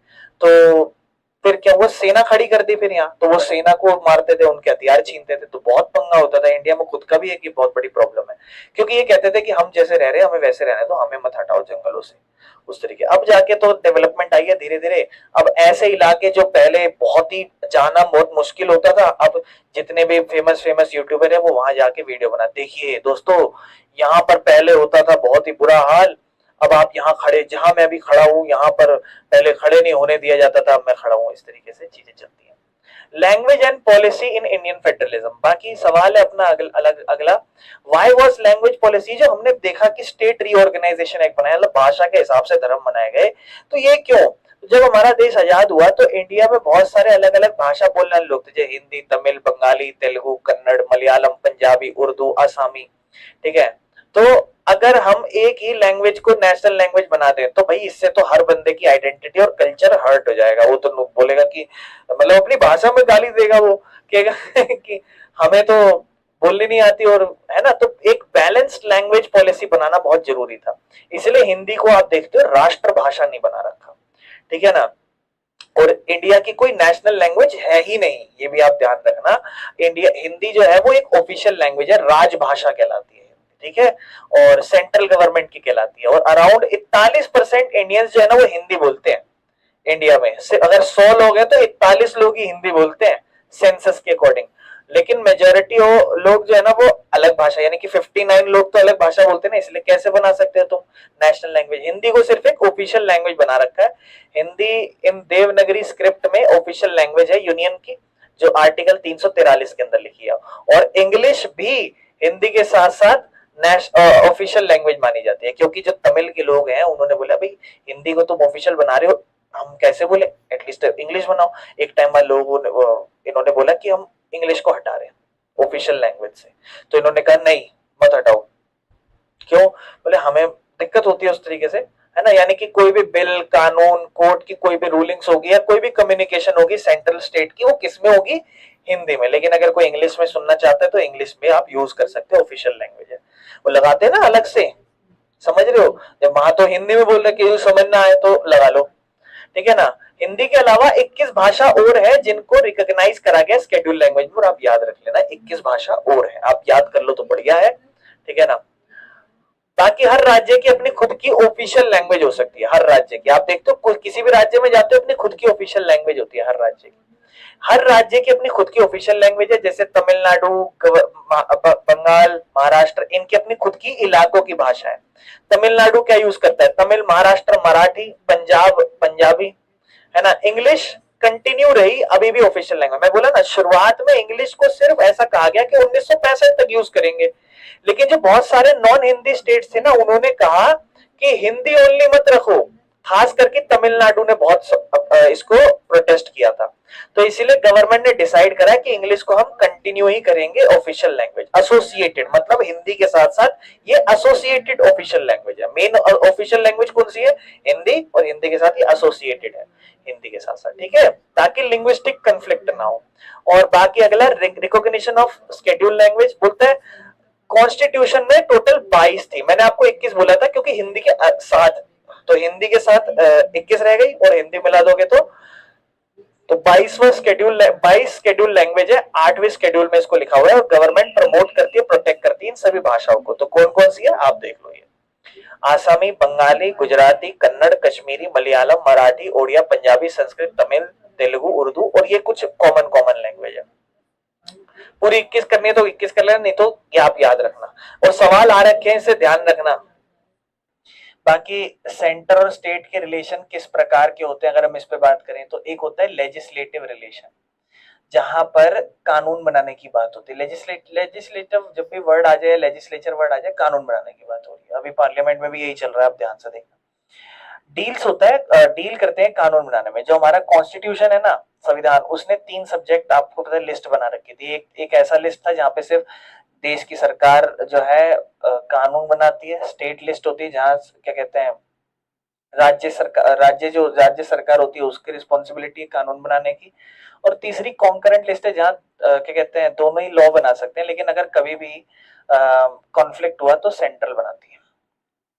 तो एक एक इनके बीच में ये रिश्ता है कानून बनाने का, तो सब अपना अपना कानून बनाते हैं। एग्जीक्यूटिव रिलेशन क्या है? एग्जीक्यूटिव मतलब जो कानून को लागू करवाते हैं। सेंटर स्टेट भाई दोनों की अपनी अपनी खुद की एग्जीक्यूटिव मशीनरी, मतलब अपना अपना तरीका है, अपने अपने रूल्स हैं। सेंटर डायरेक्शन दे सकता है स्टेट को कभी कभी कि भाई तुम ऐसे कानून को लागू करवाओ, सेंटर स्टेट को दे सकता है डायरेक्शन। हाँ, नेशनल इमरजेंसी आ गई तो उसमें स्टेट के फंक्शंस को भी टेक ओवर कर लेता है। अगर देश में इमरजेंसी की सिचुएशन, कभी वॉर होती है, कुछ भी होती है, आपदा आ जाती है, कुछ भी, या फिर देश में बहुत बुरी गरीबी पड़ रही है उस तरीके से, तो इमरजेंसी लग जाती है देश में, और जो उस केस में स्टेट गवर्नमेंट काम नहीं करती, फिर सेंट्रल संभालती है। फाइनेंशियल रिलेशन, पैसों का क्या रिश्ता है? टैक्स को बराबर बांटते हैं, ठीक है ना। जो भी इनको पैसा मिलता है, ग्रांट, कुछ चंदा दे दे इस तरीके से, तो वो भी ये बराबर अपना जो भी रूल है सबका जो भी बांटने का। फाइनेंस कमीशन की बात करें, मतलब कैसे पैसा बटना चाहिए, उस सब चीजों पे बात होती है। बाकी ज्यादा पैसा सेंटर को दिया जाता है, जिस वजह से कभी कभी इम्बैलेंस आ जाता है। पास्ट में, इतिहास में क्या प्रॉब्लम रही थी, लंबे समय तक खास करके जो सेम पार्टी रूल करती थी सेंटर और स्टेट दोनों में। जैसे हमारे दिल्ली में, दिल्ली में कौन रूल कर रहा है? बीजेपी। देश में कौन रूल कर रहा है? बीजेपी। तो उस केस में सेंटर का ज्यादा कंट्रोल आ जाता था और राज्य कम फ्रीडम मिलती थी।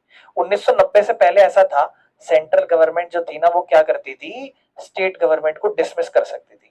मतलब राज्य की सरकार को डिसमिस कर दिया, सोचो, आर्टिकल 356 यूज करके। और ये सरकार, ये सब चीजें पता है कब हो रही हैं? ये सब चीजें हो रही है कांग्रेस की सरकार में। तो आप लोग बच्चे हो, आप लोग को तो सिर्फ यही लगता है, हमें ये मैनिपुलेशन नहीं देना मैं आपको, क्योंकि आपको कांग्रेस का काम कभी पता नहीं है। तो आपको कांग्रेस का काम पता चल सकता है थोड़ा इतिहास पढ़ के, इमरजेंसी वाली ये वाली सिचुएशन पढ़ के। 1990 के बाद क्या बदलाव आए थे? 1990 के बाद जो रीजनल अपने अपने इलाकों की पार्टीज थी वो ज्यादा बढ़ी, तो इससे क्या हुआ, सेंट्रल स्टेट में सेम पार्टी नहीं रही। सर कभी कभी सेंटर में एक ऐसी सिचुएशन हो गई थी जहां गठबंधन करके सरकार बनानी पड़ती थी। गठबंधन समझते हो ना, गठबंधन करके मिलके सरकार बनाना। इस वजह से स्टेट की पावर को रिस्पेक्ट देना पड़ता था। और जुडिशरी का भी इसमें बहुत बड़ा बैलेंस रहा है कि फेडरल बैलेंस बना के रखे, लेकिन एक जुडिशरी काम ही नहीं कर सकती अगर स्टेट और सेंटर को पूरा डोमिनेट कर दो तो आप। बाकी एग्जाम्पल है, ये बहुत बार हुआ है पास्ट में, जहां पे रूलिंग पार्टी सेंटर अलग थी और स्टेट की पार्टी अलग थी, और सेंट्रल गवर्नमेंट ने संविधान कानून का मिसयूज करके उस स्टेट की पार्टी को दबाया है। 1977 में जब इमरजेंसी खत्म हुई थी तो हमारे देश में बहुत बुरी सिचुएशन थी, लोग बहुत ही गुस्से में थे कि तो इंदिरा गांधी को नहीं जितवाएंगे। कांग्रेस थी, इमरजेंसी लगा दी थी। जनता पार्टी आई थी सेंटर में और उन्होंने कांग्रेस की गवर्नमेंट को बहुत जगह पर डिसमिस करा था, कांग्रेस की सरकार जो राज्यों में चल रही थी। तो ये एक खतरनाक सीन चल रहा है। और जब 1980 में इंदिरा गांधी की सरकार आई तो उन्होंने इसकी गवर्नमेंट को स्टेट में डिसमिस करा। तो ये खेल खेल रहे हैं एक दूसरे के साथ, है ना, पहले तेरी मर्जी फिर मेरी। जो रिपोर्ट है स्टेट, ये आपकी बुक के कुछ लेटर्स हैं, देख लेना। जो स्टेट रीऑर्गेनाइजेशन कमीशन थी उसको एग्जैक्टली 50 साल पहले 1 नवंबर 1956 में लगाया था। और ये क्या कहते हैं, अपने खुद के तरीके से ट्रांसफॉर्म करती थी पॉलिटिकल और इंस्टीट्यूशन को इस तरीके से। जैसे कुछ बातें लिखी गई, इसको मैं आगे जाके समझा दूंगा। जब इंडिया ने क्रिएट करे थे स्टेट्स लैंग्वेज के आधार पर, है ना, तो लोगों को लगा हमारी खुद की कल्चर या लैंग्वेज को प्रमोट किया गया। एज अ रिजल्ट हुआ क्या, ज्यादा लोग जो है वो इंडिया का पार्ट होना चाहते थे और वो सेपरेट नहीं होना चाहते थे, इस देश के साथ इकट्ठा रहना चाहते थे। तो ऐसा यहाँ पे क्या हुआ है, partition was the sequence of primordial attachment to one's faith. How many more partition would that other primordial loyalty language lead to? So ran the thinking of Nehru, Patel and क्या कहते हैं राजा जी। देखो ये ना प्रॉपरली एग्जैक्ट कोट है। ये coat क्या दिखा रहा है कि जो भाषा के आधार पर स्टेट्स बनाए गए थे वो बहुत ही वाइज डिसीजन था इंडियन फेडरलिज्म में। उससे बंटवारा नहीं हुआ था, उससे रिस्पेक्ट, रिप्रेजेंटेशन और पीस मिला था। इससे बाकी इंडियंस जो थे ना वो अपने खुद के इलाकों को और अपने देश को रिस्पेक्ट देने लगे थे। उस तरीके से यहाँ पे बात बताई गई है। बाकी ये वाला रामचंद्र गुहा एक्सप्लेन करते हैं कि इवन दो लिंग्विस्टिक स्टेट जो थे ना वो पोस्टपोन हो गए थे 1947 के बाद, क्योंकि पार्टीशन का डर था कि इससे बंटवारा ना आ जाए, तो इसको इस प्रोसेस को इग्नोर कर दिया गया था। लेकिन एसआरसी जो स्टेट रीऑर्गेनाइजेशन एक्ट था, इसने हेल्प करी थी राज्य को अपने खुद की भाषा के आधार पर बनाने को स्टेट्स, और इस वजह से हमारी लोकतंत्र और स्ट्रेंथ हुई थी, मतलब पावरफुल हुई थी और टेंशन्स कम हुई थी और इंडियन पॉलिटिक्स या इंस्टीट्यूशन एक अच्छी नई शेप में आई थी। ठीक है, बाकी आगे चलते हैं इस पे। डिसेंट्रलाइजेशन टॉपिक से स्टार्ट करना है। इसका मतलब क्या है, डिसेंट्रलाइजेशन मतलब पावर को, अब देखो समझो, फॉर एग्जांपल आप एक सब कंपनी में काम कर रहे हो, ठीक है, और मैं आपका मैनेजर हूँ और मैंने आपको एक काम दिया, ये वो काम टाइम से पूरा होना चाहिए, अगर आप नहीं करोगे तो मैं आपको डांटूंगा, ये वो उस तरीके से चीजें। फॉर एग्जाम्पल अब क्या हो रहा है, अब आप लोग क्या कर रहे हो, आप लोग ये जो बात हुई जैसे इस तरीके से, अब आप लोग मेरे ऑर्डर पे काम करोगे, जो भी मैं बोलूंगा। पावर किसके पास है, सारी मेरे पास। लेकिन एक ऐसी कंपनी है जहां मैं आप सबको अपने सामने बिठाता हूँ और मैं कहता हूँ बताओ क्या इस चीज का डिसीजन, क्या हल होना चाहिए। आप लोग को बोलने का मौका दे रहा हूँ, आप लोग भी बराबर से बोल पा रहे हो, आप लोग बराबर से, मैं आपकी बात सुन रहा हूँ। आप सब, डिसीजन एट लास्ट मेरा ही होगा, लेकिन मैं आप सबकी बात सुन रहा हूँ, डिसीजन मिल रहा है। This is called decentralisation. Centralisation मतलब पावर सेंटर में रखना, और डिसेंट्रलाइजेशन मतलब पावर को थोड़ा शेयर कर देना। तुम्हारे इंडिया में चलता है डिसेंट्रलाइजेशन। डिसेंट्रलाइजेशन मतलब पावर को बांटना, जिम्मेदारी, पैसा, डिसीजन लेना, यूनियन, स्टेट और लोकल गवर्नमेंट सब में बांट देना।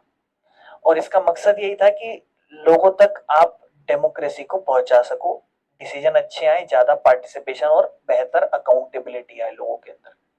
बाकी इंडिया को डिसेंट्रलाइजेशन की जरूरत क्यों थी, क्योंकि इंडिया बहुत बड़ा है और वहां पे अलग अलग डाइवर्सिटी है, इसलिए बहुत जरूरत थी। लोकल प्रॉब्लम जो थी ना वो अच्छे से समझी जा सकती थी अगर आप पावर्स को ज्यादा बांट दो। फॉर एग्जाम्पल मैंने आपको काम दिया, मैंने कहा इस पर्टिकुलर जगह को आप कंट्रोल कर लेना, आपको पावर दी कंट्रोल करने की, लेकिन आपसे अकाउंटेबिलिटी भी मांगूंगा कि करा कि नहीं करा, उस तरीके से। इससे गहराई बढ़ती है लोकतंत्र की, और जो बोझ है बड़ी सरकारों के ऊपर वो थोड़ा सा कम होता है, क्योंकि छोटे छोटे लेवल पर बांट दिया। बेस्ट एग्जांपल है जो भी हम आगे जाके पढ़ेंगे, पहले 2 टीयर की गवर्नमेंट होती थी, 3 टीयर की बना दी, ठीक है ना।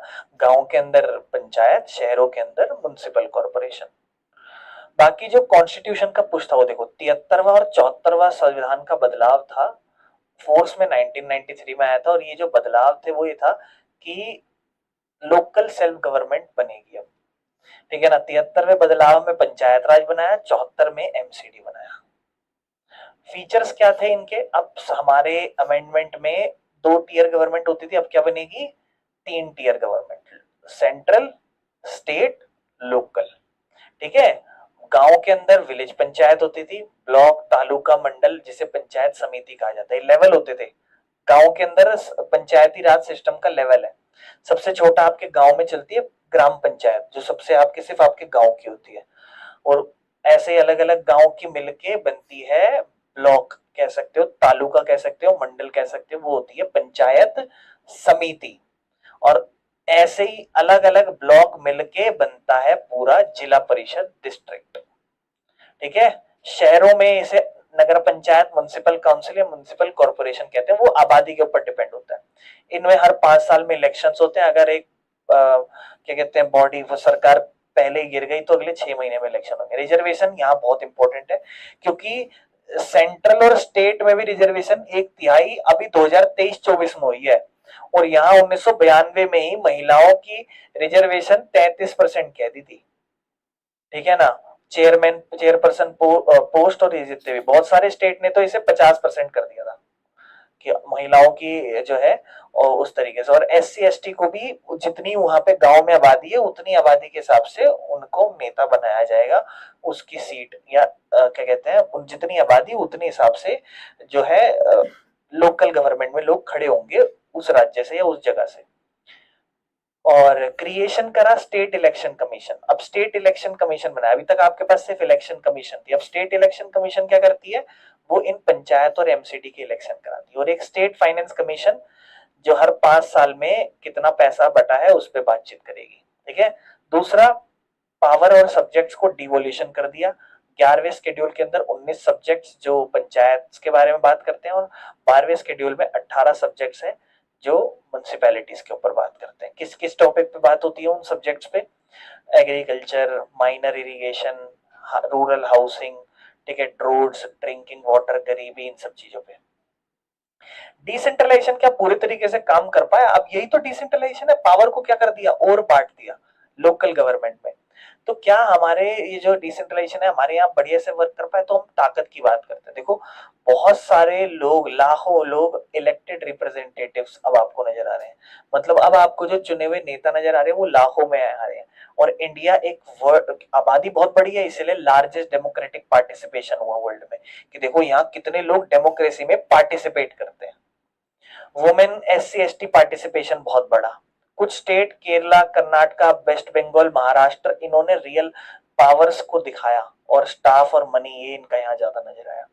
चैलेंजेस की बात करें, कुछ स्टेट्स में असली पावर और फंड्स या फंक्शनरीज जो थे ना वो ट्रांसफर ही नहीं हुए, मतलब कुछ राज्यों में ये चीज ढंग से परफॉर्म नहीं की गई, पैसा सही नहीं बटा या चीजें ढंग से नहीं परफॉर्म की गई, सीरियस नहीं लिया लोगों ने। लोकल बॉडीज अभी भी ना स्टेट गवर्नमेंट पे डिपेंड करती थी, और जो कैपेसिटी और ट्रेनिंग इश्यूज थे वो अभी भी चीजें चल रही थी रिप्रेजेंटेटिव्स के बीच में।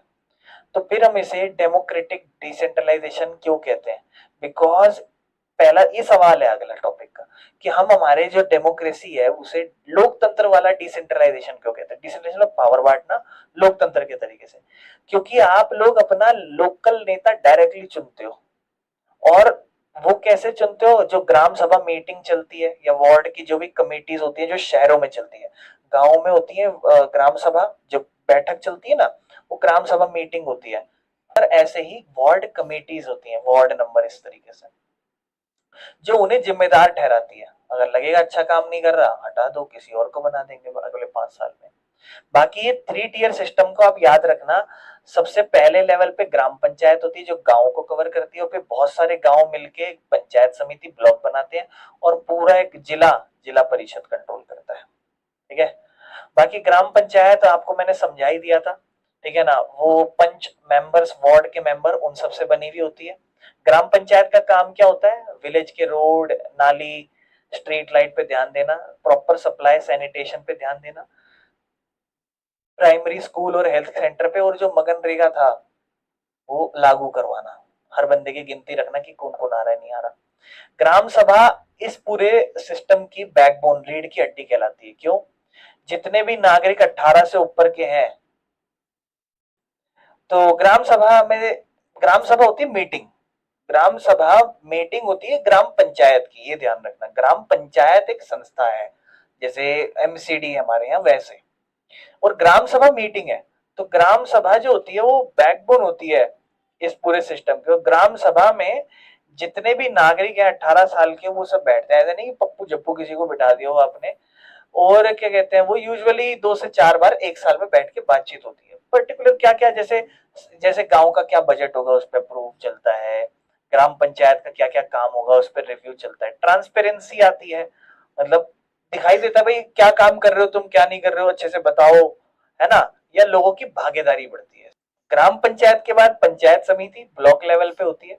इसे ब्लॉक पंचायत या मंडल पंचायत भी कहा जाता है। इसके अंदर जो ग्राम पंचायत के लोग होते हैं ना, अपने अपने गांव के, वो मेंबर्स इलेक्टेड होते हैं, और वो सब एक दूसरे के साथ मिलके बातचीत करते हैं, और मतलब उसी ब्लॉक में कोऑर्डिनेट करते हैं, एक दूसरे के साथ मिलके रहते हैं।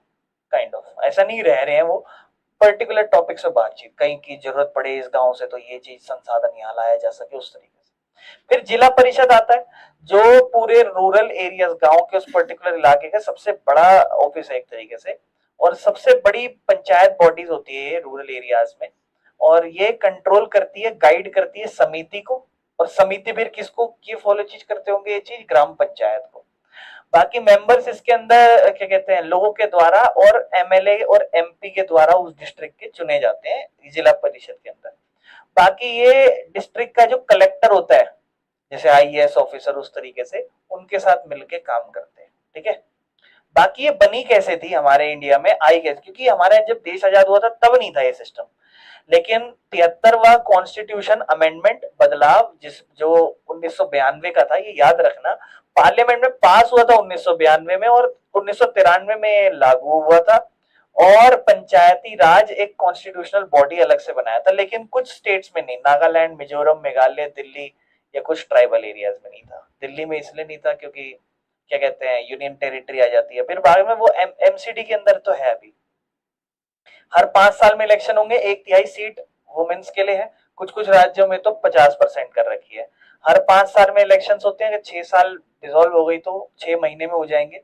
और लोकल इलेक्शन कराना स्टेट इलेक्शन कमीशन का काम है, और स्टेट फाइनेंस कमीशन का कितना पैसा बांटा जा रहा है इनके अंदर, ठीक है। बाकी अर्बन लोकल गवर्नमेंट सिस्टम, जैसे शहरी स्थानीय सरकार कहा जाता है, ये जो शहरों में एमसीडी है ना, ये उसके लिए कानून बनाया था। ये भी 74वां संविधान का बदलाव था 1992 में। अब ये देखो, ये कॉन्स्टिट्यूशन अमेंडमेंट एक्ट है, ये समझ रहे हो, ये संविधान के अंदर बदलाव है। आप इसे ध्यान से देखो, ये मैंने आपको बोला था कि संविधान के अंदर बदलाव लाना इतना आसान नहीं है, पर ये वो वाला है जो 1993 में लाया था। और ये हमारा सेल्फ गवर्नेंस का शहर में, या टाउन, टाउन समझते हो, टाउन एक होता है गांव प्रॉपर, कस्बा कहा जाता है शायद टाउन को हिंदी में, है ना, कस्बा। जैसे एक हो गया फुल्ली डेवलप्ड तो शहर हो गए, और एक थोड़ा सा लाइक विकसित है, ईंटों ईंटों के मकान है, उस तरीके से प्रॉपर डेवलप भी नहीं है।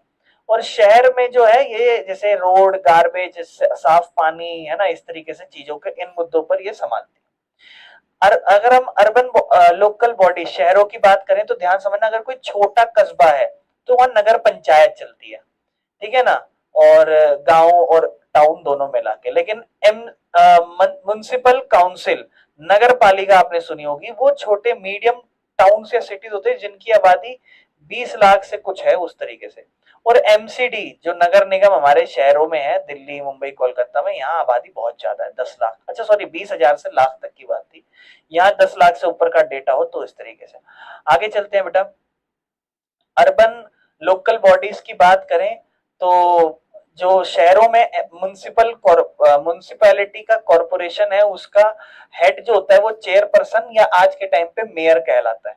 और इलेक्टेड एरिया के लीडर जो होते हैं वो अपने अपने काउंसिलर वार्ड, मतलब अपना खुद का एक एक छोटे से बांट रखा होता है, शहरों में से वार्ड कहते हैं, और वार्ड का जो नेता होता है जो चुना गया होता है इस इलाके से वो वार्ड का काउंसिलर कहलाता है। ठीक है। सिटीज जो है ना वो वार्ड्स में बांटी जाती है और हर वार्ड का अपना एक काउंसिलर होता है जिसको इलेक्शन के जरिए चुना जाता है।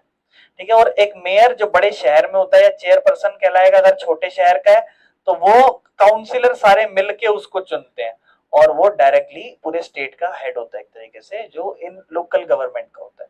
लोकल जो अर्बन लोकल बॉडीज है इनकी जिम्मेदारी क्या है? साफ सफाई, पानी, कूड़ा करकट, ये सारी चीजें, या कंस्ट्रक्शन, रोड मेंटेन करना, इन सब चीजों पे काम करना, या स्लम या अर्बन क्या कहते हैं, जो अर्बन पुअर या स्लम है उनको मैनेजमेंट करना, शहर में गरीब लोग उस तरीके से। शहरों में प्लानिंग, बिल्डिंग अप्रूवल्स करना, स्कूल दौड़ाना, मतलब दौड़ाना मतलब स्कूल चलाना एक तरीके से। डिस्पेंसरी, आपको पता है एमसीडी स्कूल जो होते हैं वो इन्हीं के द्वारा चलाए जाते हैं। डिस्पेंसरी, वैक्सीनेशन, सब ध्यान देना है ना। एमसीडी के अस्पताल भी होते हैं जैसे ना, उस तरीके से। ये सारी चीजों बहुत लोकल लेवल पे आप जितने भी, जैसे जन योजना, ये एक है ना मेरे ख्याल से, जो हेल्थ हेल्थ सेंटर है, मैं नाम बोल रहा हूँ, आप में से किसी को पता है क्या कहते हैं उसे? जो झंडे वालन में है, पता है किसी को नाम? जन जन कुछ करके कुछ कहते हैं, पूरा नाम मैं भूल गया उसका। वो एक उसे कहते हैं जैसे डिस्पेंसरी होती है ना वैसे टाइप, वो इलाज इलाज करती है, वो सरकार लोकल लेवल पे आपको देती है। बाकी इलेक्शन गवर्नेंस की बात करें तो 5 साल में इलेक्शन होता है, स्टेट इलेक्शन कमीशन संभालती है, ध्यान रखना। हमारे देश के राज्यों के इलेक्शन इलेक्शन कमीशन, और state election commission local level के इलेक्शंस को संभालती है। 1/3 आबादी वुमेन के लिए, और जितने जितने राज्य उस हिसाब से सबकी अपनी आबादी होगी। बाकी सरकार, उनको पैसा कहाँ से मिलता है? तो टैक्स, टैक्स से सरकार को पैसा मिलता है। हाउस टैक्स लेती है आपसे, पानी का टैक्स लेती है, प्रॉपर्टी टैक्स होता है, एंटरटेनमेंट टैक्स होता है, ये सब।